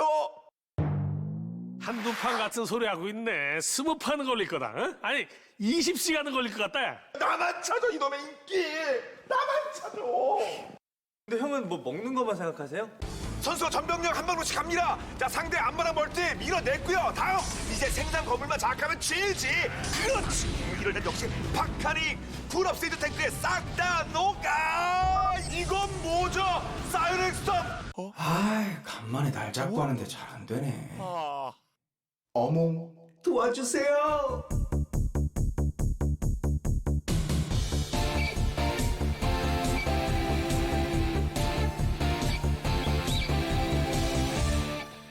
자, 오늘은 어떤 명승부가 펼쳐질지. 명경기 속에 명언이 터지는 거거든. 지지? 사드론이 뭐야 사드론이. 짜증나네. 명언보단 예측이지. 다시 무당이설 가자. 너의 플레이, 상대방의 플레이, 게임의 승패까지 모두 보이는구나. 이거 질 것 같죠? 그러면 제가 흐름 아는데 해설 바꾸겠죠? 제발 맞죠? 할게요. 그렇다면 MC 용주. 쇼입니다 마니. 상대 선수 프로브까지 동원합니다. 프로브까지 통원 탱커 1번은 세즈가 됐고 1번은 통통통통통통통. 이제는 병력 없어요. 제제. 역시 해설은 예측이지. 역시 해설은 명불허전 엄대엄이지. 역시 해설은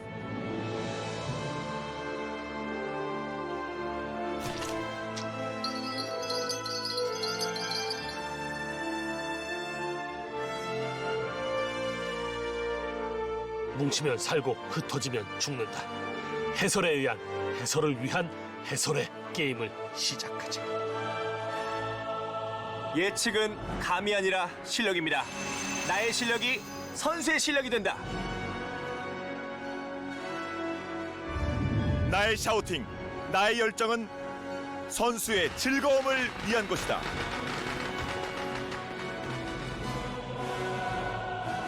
이 모든 게임의 주인공이 있고 이 모든 게임은 하나의 이야기지.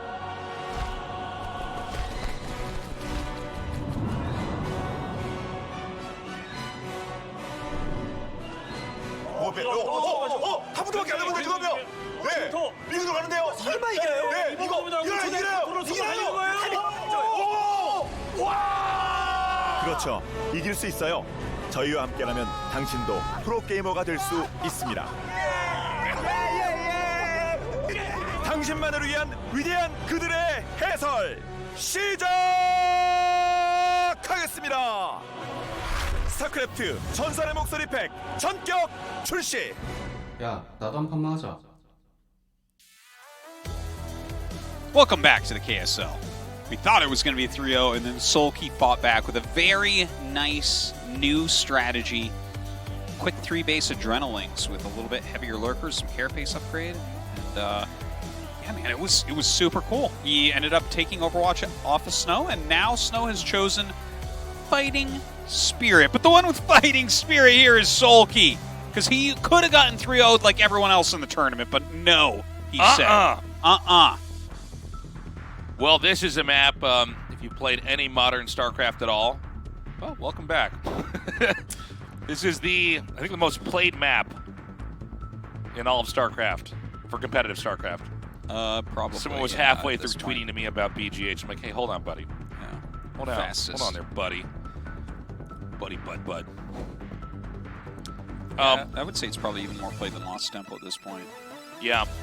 We have a wide range of viewers. We've got people who are StarCraft 2 fans here. We've got some people who are kind of getting into StarCraft 1 after seeing shows like this. And then we've got people that are our age or older, who are playing way back in the day.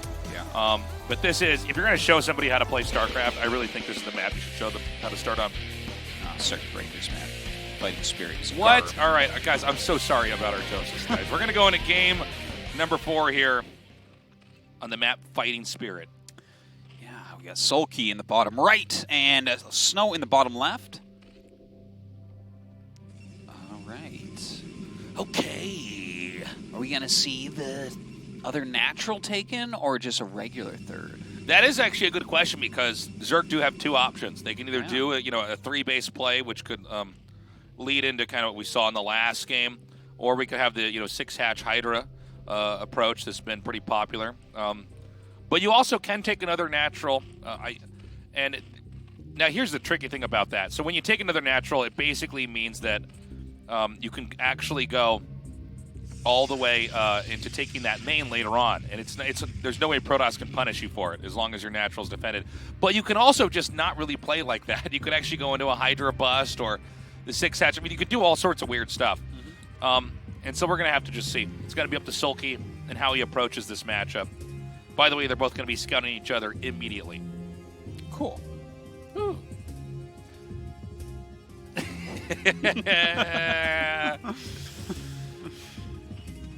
So here's a pool, or as Artosis would say, pool. You're such a bully. I am a bully. And what, it was overpool here? Yeah. This is the build of builds here for Zerg. Build of builds. The build of builds. This is your peanut butter and jelly. See that harassment? Yeah. What a So the devilish probe can actually attack through certain points. And the probe has slightly longer range than both the drone. Well, it has much more range than the SCV, but Has like 4 more range than the SCV. Yeah, it's basically a siege tank The compared fact to the SCV. that's the one thing that I think should be patched is SCV should do damage under Dark Swarm. They have shorter range than Zerglings, for God's sake. I always forget about that they can't do damage. Yeah, under Dark Storm. Isn't that crazy? That's crazy. Range 0? Oh, that's a great range. It's a great range attack. Who decided that 22 years ago? That's what I want to know. Before they ever knew what the I wanna power have a talk. Darkstorm would have. Have a talk with that person. It's so crazy because you could see, this game's so old and, they had all these cool ideas. And, back in the day, I mean, StarCraft's always been the revolutionary RTS, but, these abilities like, oh, Dark Swarm, okay, so like range units don't do damage and they're great body blocking, by the way. Yeah. But man, I mean, a game where everything is so crazy and broken. Mm-hmm. It's funny that, over 20 years later, everything still basically works. Yeah, the fact that this game worked out is still mind-boggling to me. I'm still quite certain that at some point, I don't know, 30 years from now maybe, Protoss versus Zerg will be broken in one direction. It's just... Well, it's funny how the matchup has actually been like a pendulum swinging, even in the last few years. Yeah, it's been like a pendulum, but this clock with the pendulum in it, this grandfather clock is in a leaning tower of Pisa that leans towards Zerg. Yeah. It's like last year we had basically every Protoss die to Hydra bust, to where I thought, man, this just almost seems too strong. And now we're having these Protosses that don't die to anything. Yeah. Just can't kill them. Yeah, and it's like, wow, look how little the Zerg is as the game goes on. There's like a Benjamin Button race. They're getting weaker and weaker as time passes, but they'll be back. Yeah, this is a funny thing about the parameters under which this matchup operates are so interesting. When you get a very good PvZ, though, it is so entertaining. Oh, yeah. Oh, my gosh. If you can't tell who's going to win, it's, like, amazing to watch. It's funny. All the non-mirror matchups are so incredible in this. TVP, TVZ, PVZ, and they're all so different from each other, too. Yeah.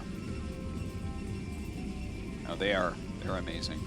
And the mirrors have their moments, Yeah, the mirror matchups are great, too, and they're cool in their own ways. But I think ZvZ is a very fun mirror, and I think that TVT absolutely can be. Everybody tries to trash on mirror matchups in StarCraft 1, and it's usually because they don't really get them. Yeah, there's not everybody, but there's a lot of people. Yeah. boring, Ling Muta. I'm like, man, if you actually play this at a high level, it's crazy. Yeah, it's really cool. It's exciting to see some of the things that people can pull off. Okay, so the Corsair is going to be on the way, of course. Decent amount of Lings out here. Trying to push back that probe. Do we have the layer started? Well, that's the big question. That's what Snow asked Do we have the himself. layer finished? He said, do we have the layer started? So it's going to be a Spire here. Now, the Spire doesn't tell us that much other than, you know, he's trying to have a response immediately ready for the Corsairs that are going to come. We want to watch for a second gas and the possibility of that, the Muta gotcha play.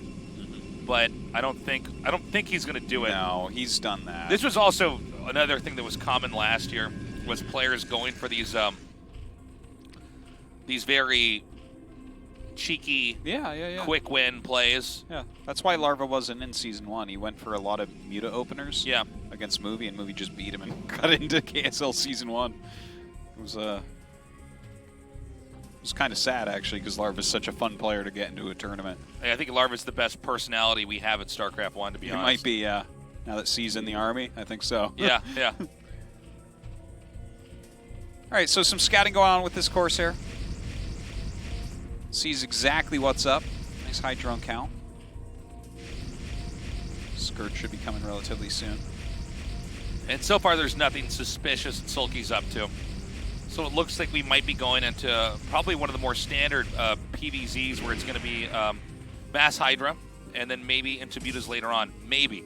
Or we will see what Soulkey did in the previous game. I would just love that. I would really love to see him do it twice, because, I mean, you can do a strat once, but is it like a one-off, right? Is this just like, okay, this is like a secret build, he's not going to quite know what's going on, I'm going to get him. Okay, so these Zealots coming in. A nice surround there by Soulkey on that back Zealot. Put some extra damage on it. Lots of Zerglings popping out. Seems like he should be able to clear these. Okay, so this is easily getting cleaned up here. Nice spot there, though.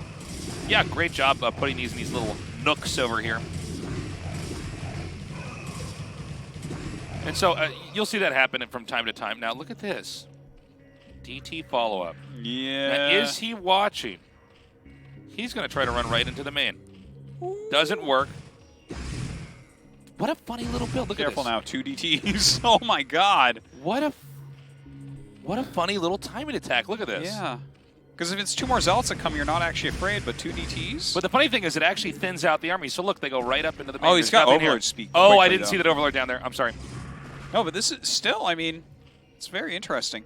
Let's see how much he gets.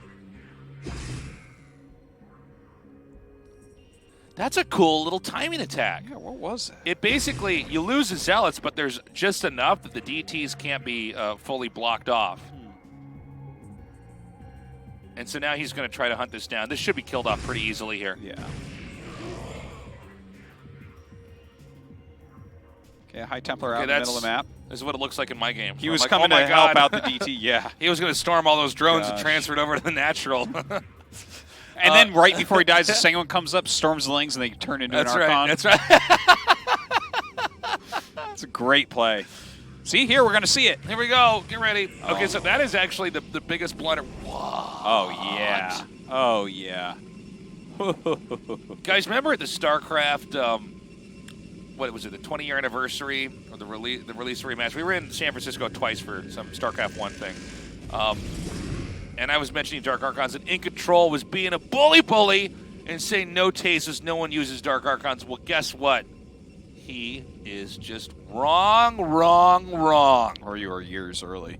It was both. It was both. Okay. So, DTs are out. I'm sorry, Dark Archons are out now. And we've seen this used more and more as sort of a specifically a mid-game unit. Now, we've seen it used with Maelstrom or Melee Storm or Smash Melee Storm. However you want to say it, guys. So bad. Now, one thing about the Dark Archon is it's not commonplace. We've seen it. It's becoming a little bit more trendy, but it's not like the norm here. And so the players who go for that, they always hide it. Yeah. It's not something that you expect. This is the matchup that you see it the most in, for sure. But I think it is starting to find its way into all the different matchups. We see it occasionally late game PvP. Can be good for feedbacking High Templar. Here it's good for feedbacking or Maelstrom. Both are very, very strong. And just every now and then, I actually lost a game to Olympus at ACS where he made a Dark Archon against me. Oh, here we go. Ooh, my God. Oh my God. Very good Maelstrom. Oh my God. Beautifully. Look at Oh that. my God. God, people need to use this Damn. unit more. Well, you know what's funny is, I guess it really is just insanely strong against Hydras alone, Artosis. I guess this is an incredible answer to because here's the thing. You can dodge storms. Yeah. When you get melee storm, like the initial, because with the way you're controlling it, the Hydras do group up. Yeah. Look at this. Oh my God. I am getting goosebumps. I'm getting wiggly. And then the flank comes in, and all these goons are going to die. He's going to lose this army now. He's got to run up to the ramp. He's going to use the Dark Archon to tank for a little bit. Shouldn't he be running to the south? I would imagine so, but he actually has reinforcements coming here. Oh, okay. I want that Dark Archon to live so badly. Oh no, he has to live. That's actually the hero unit. Like the losing conditions are that. What is the name of the Dark Archon hero unit? I don't know. Somebody needs to tell us right away. Artos, he actually might be going to break him, I think. Oh my God. These builds have been so Dude, this is so strange crazy. today. Look at this. This is like normally how you beat your 12-year-old cousin who's like really bad. You're like, well, let's make a Dark Archon. And, you know, Let's show him let's some do cool this. abilities Yeah, he'll never see and again. they'll be like, wow, that was really cool. You're like, yeah, it sucks. Don't ever do it. You're really nice to your cousin. That's trash, Jeez. man. I'm just so much better than you. It doesn't matter what I do. But this is such a cool strategy. Like right now, if I had a daughter, I'd be like, you can marry my daughter, so it's fine. Okay? I'm like, you really are a good guy. You like did a Dark Archon timing her ass against Soulkey, the best Zerg that there is right now. So, hold on. There's a lot of tech out for Soulkey, and Snow has lost all of his... Artos is he's Oh, this is a nothing. moral victory at this point in time. That's Okay, true, I'm ready that's to true. go give him the trophy. Okay, we're gonna end this tournament. Like how 4 goons are on the map alone. I know, like they're fighting a vulture or something. There's like so many high. I'm like, what are you doing, man? He's like using his patrol micro and stuff. It's like, what is going on He's here? looking for mines. He's gonna drop DTs in the main here too. Check this out. Oh my gosh. Deets. When I grow up, I'm gonna be a Dark Archon with melee storm. Melee, smash melee storm. I get it, guys. Calm down. All right. The casters can't even say the abilities right. I'm so much smarter than them. We got the TT doing so much damage. That is a ridiculous Dude, amount. all right. Oh my God. All right. You know what would have made that even better, though, is if he dropped one Dark Archon out with that and melee stormed the You know it's a Maelstrom. Maelstrom, right? I know, but my brother and me called it melee or Yeah, I did for too. so long because we apparently couldn't read when we were younger. Maelstrom is what I called it. Now, if he dropped a Dark Archon and then he froze the drones and then killed it. But you know what? I'll settle. What you do is you Maelstrom the overlords when they come up so he can't detect you. I feel like I have everything. You know those like these rich guys in Saudi Arabia that like they have like 12 tigers because they don't know how to be happy. They have so much money. You know what I mean? It's like, well, I don't know what to do. I'm going to start buying just wild exotic animals. Yeah. This is what I feel like right now. Like I have everything. I'm like, I want pro gamers to be dark. I mean, using Dark Archons against Hydras at pro level. Yeah. It's like, Tasis, how about you just learn to focus on just being happy and not just trying to get everything? Yeah. I'm like, and then I want to buy a desert and draw the word Tasis into it so you can see it from outer space. Okay? Because I don't know. I'm just not happy. I just need more. Well, you get everything you want. I get to everything, Thesis. right? And as He's just Soulkey busting types through. in GG here, Hold on, though. I just want Artosis. Yeah? Artosis, the game's over. Okay, buddy. You're Well, "Hold on, he's guys, killing he all might- the probes. He might be able to turn this one around. Artosis, you see this Protoss army coming in here? See that Yeah, Hydra it's thing pretty going scary. down? See that Side Storm? Look at that. What about that, huh? You got nothing. Nothing, Artosis. All right? There's a lot of Dragoons. Don't you try to swindle these nice viewers, Artosis. Like, maybe he's got a shot, guys. No. What about this lurker? Maybe it'll burrow in time. No. What about these drones? I think no. GG. Wow. GG. Snow into the top Snow. 4. I want to get a shot of Soulkey and he's frozen with Maelstrom. Can't even get out of his chair. And then a Side Storm comes down. All right, it just wore off. He's just moving again. He's like, oh, I strained my neck when I was under. Smash melee storm.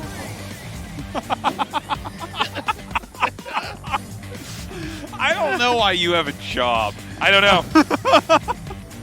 One day everybody in the world's going to look at each other and be like, wait, why are we letting him do this? And they're going to take me away, and you'll never see me again. No, certainly not. That'll be it. Okay, so Snow just 3-1 Soulkey. We saw a lot of interesting strategies throughout the series. I'm hoping that we can see more of those. It'll have to be another tournament, though, because that's the end of Zerg.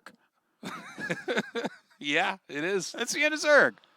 What a cool little attack. And also the 2 DTs that came in. Basically, the Zealots, they're there to die. But the army is then small enough for the Zerg that you can't completely stop a Dark Archon from going freely. And a lot of times, actually, there's no Overlord in the main when you do that build. You have just to spread out enough army that the DT can get in there and actually get some kills. And even then, he's like, oh, it's fine. I'll just get a Dark Archon. Yeah, that was cool. And then, like, he just kept using that throughout the game. What's funny is we saw feedback used, which is it's actually good in PvP. You can zap Templars. Storm is very strong PvP. But now we're having it with Maelstrom. See, I can say it. We're having it with Maelstrom against Zerg in the mid-game. Melee Storm! We got to be wave dashing as we're doing it with our controllers. You like how this is my wave dashing? Yeah, you can tell he doesn't know how to do it. I don't know how to wave dash. I'm a fraud. So, what was I talking about? Oh, that we had this really cool attack there from Snow. Snow has basically solved PvZ. It's over. The match was broken. Okay, it'll never be We solved. can't have any more tournaments. Starcraft's been ruined. It's all done now. Because finally, it took us this long, but it's like, oh no, you got a Dark Archon here. Yeah. Well, well done by Snow. Goes into that round of 4. It's making me really scared now, Tasteless. The tournament's this feeling is great. We only have very 2 races. Protoss. This is what I want. I want it to be like we're Warcraft gonna only 2. have 1 race. Orcs versus human. Good. That's what I'm trying to get us back until there's no races. Okay. Yeah, and it can be exactly until we're just casting maps and we're following the cockaroo that's flying around the map. That's what I want. That would be good. Yeah. But could we have a map with the Bengalas and follow the Bengalas? Is that how you say it? A Bengalas? Yeah, it's a Bengalas. A Bengalas? He thinks it's called Smash Melee Storm. It's a Bengalas. You drink water out of a Bengalas? Tasteless? Like, what are you even talking about? Oh, my God. You and Day 9 need speech therapy. Yeah. This is crazy. Yeah. Someone never did phonics with you guys. We certainly did not know how to read as kids, apparently. This was a funny thing, too, is when you would go to we were all, little kids going to these tournaments. I think I met you when you were like 16 or something like that. No, it was later maybe 17. But you get there and everybody didn't know how to say the unit names correctly. Archon and I called it Archon. Archon and all sorts of stuff like that. Yeah, we were pretty dumb, guys. So our results still today, are, guys. Yeah, we're never going to change, right? Know who you are. I embrace my inner dumb. It's 3-1. Soulkey is out. Snow, well, he goes on. He's a Dark Archon unit. We got to remember to go check what the Dark Archon hero name is. That's Snow's name now. Yeah. Just like Mobo, the scout hero. Mobo. Yeah. God, I love Mobo. The idea of a scout hero is the funniest thing ever. 네, 자 저는 KSL 시즌 3 8강 3경기의 승자 장윤철 선수를 만나려고 이곳에 왔습니다. 자 이제 4강에 진출하는 3번째 프로토스로 이름을 올렸는데 김민철 선수를 잡으면서 올라왔습니다. 자, Our last 자기 소개 Zerg's been 부탁드립니다. eliminated. Snow 네, moves on. 안녕하세요. 이제 이번에 Congratulations. 4강 간 스노우 장윤철입니다. 말 그대로 Hello, Snow. I made 스노우볼을 it to the 제대로 round of 굴렸습니다. 4. 2대 0이라는 스코어에서 사실은 한 발 따라와서 좀 긴장한 듯한 표정이었어요. 근데 3대 1로 잡아내면서 결국에 4강 진출. 지금 정말 많이 좀 어떻게 보면은 You look nervous after you lost that one game. 이 부분에 대해서 어떻게 생각하십니까? 일단 오늘 How are 게임이 you feeling 말도 안 now? 되게 잘 된 게 사실이고요. 네, 평소에 저보다 훨씬 더 잘 된 것 같고요. 또 막 사람들이 저한테 I thought overall the 너 games 질 went really 거야 well. 할 때는 꼭 제가 이기더라고요. 그래가지고 다음 경기에서도 또 제가 질 거라고 예상해줬으면 좋겠어요. 아 주변 분들의 애정 어린 질타를 어떻게 보면 응원 삼아서 열심히 When people 또 think I'm gonna 결승 lose, 하게 it makes 됐다. me. 아주 좋은 또 인터뷰를 해주고 계시는데요. 자 저그만 상대했어요. It gives me more 그래서 power. 그 저그들을 more motivation. 3명이나 잡으면서 이제 올라왔는데 이 부분에서 좀 어떻게 생각하시나요? 저그 이제 저그 종족이 씨를 말리고 있는 중입니다. 일단 평소에 연습하면은 저그한테 엄청 많이 당해요. 근데 대회에서 이상하게 이제 씨를 말리고 있는데 He's talking about how he's 테란 really 잡을 때보다 changed 더 기분 좋은 PVZ 것 now. 아, So I was really bad at it 솔직히 before. 과감하게 또 얘기해 주는 게 굉장히 인상적입니다. 자 그리고 So he put in a 오늘 lot of 경기를 preparation. 대단하게 It paid off. 플레이했는데 그 중에서 특히나 이 커세어를 활용한 능력이 참 좋았단 말이에요. 이 커세어에 대한 집중력이 굉장히 좋았는데 연습을 또 어떻게 좀 꼼꼼하게 하셨나요? 아니면 이 대회장에 와서 So you were relying a lot on your 커세어를 Corsairs 활용한 데 있어서 early on. 운이 좋거나 어떤 좀 뭔가 기회가 있었나요? 커세어는 일단 제일 중요해가지고 제가 네. 제일 그 화면에 투자를 많이 하는데 그것 때문에 I think actually the 좀 Corsair is the most 안 important part of 떨어지고 this 잘 Protoss' 살아남은 것 army 같고요. in this 일단 뭐 matchup. 운이 좋았어요. 네. 아 연습도 또 굉장히 많이 하셨고. And I think there was a little bit of luck with where my 특히나 Corsairs were 오늘 able to scout 경기에서 wide. 또 위기 상황이라면 또 몇 번째 경기에서 어떤 장면이 위기 상황이었을까요? 저는 사실 3세트를 제가 질 줄 몰랐어요. When did you think you were in trouble back there? 유리했었거든요. Were there any moments? 근데 이제 하이템플러가 이제 저글링에 잡혔을 때 When I lost that High 엄청 Templar 이제 to the Zergling. 불안해졌죠. 다리 싸움에서. 네, 정신적 타격이 되게 컸어요. 아 사실 그때도 이제 막을 심산이 좀 보였었는데 So I was 사실 very 필요가 worried in that 없었거든요. moment. 지금 말씀해주는 그 장면이 좀 기억에 남는 것 같은데 어쨌든 결과적으로 3대1로 4강에 이제 진출하게 됐습니다. 자 그리고 you're in the 4강에서는 semi-finals now. 조기석 선수와 또 정윤웅 선수 won 경기 3-1. 승자를 또 만나게 되는데 정윤웅 선수와는 다른 대회 ASL 시즌 5 결승에서도 만난 적이 있었습니다. 그래서 어떤 선수가 좀 4강 좀 상대가 됐으면 좋겠는지 궁금하거든요. 근데 제가 Who do you want to play against? 또 평소에 게임을 많이 하다 보면은 푸프전을 아예 못 이기겠어요. 못 이기겠다고요? 그래가지고 예. 제발 기석이 형이 좀 이겼으면 좋겠습니다. 아 그래야지 나는 결승 올라갈 수 있다. I 그래야 usually 이제 lose against Protoss, 제가 so 그나마 낫죠. 근데 I'm 사실 hoping not a 저희 Protoss. KSL 톡톡톡에서도 되게 겸손한 발언들을 굉장히 많이 해주시고 또 어떻게 스코어 이루어질지 모르겠다, 박빙의 승부를 예견한다 이렇게 좀 뭐라 그러지 좀 힘없는 소리를 좀 하다가도 결국에 승리를 하거든요. 사실 프로토스는 상대로 해서 좀 you always seem 자신감 to be 있는 거 very 아닙니까? humble up here. 근데 이제 정윤종 선수를 일단 기본으로 잡고 반대쪽에 이제 송병구 선수랑 변현재 선수한테도 게임하면 제가 못 이겨요 또. 아 그래서 저는 푸프전을 좀 하기가 싫어요. 부푸전을 네. 하기 싫다. 자 그럼 조기석 선수가 올라와라 라는 메시지로 I don't know if I can win against Storker Raider Mini. 4강에 임하는 각오 한마디 부탁드립니다. So 네. I'm hoping I'm going to avoid 정말 Protoss. That's going to be hard. Do you have anything you want to 제일 say 잘하는 저거 꺾었기 때문에 to your fans 꼭 and 우승하겠습니다. your expectations moving forward? 네, 자 축하드립니다. 감사합니다. 네, killed 자 this last 지금까지 Zerg player. Now I'm 다시 going to get 한번 ready to play 4강에 against my next 올라가면서 opponent. Please cheer 굉장히 for 지금 me. 설레는 감정과 And that does it for the interview. 침착하게 인터뷰 잘해준 장선 All right. 선수랑 만나봤습니다. Yeah. 자 저희는 잠시 후 8강의 마지막 경기로 So 돌아오도록 하겠습니다. 쉬고 moving 다시 돌아오겠습니다. forward. We have Snow 3-1 over Soulkey. We're going to go to a quick break. When we come back, Sharp versus Rain.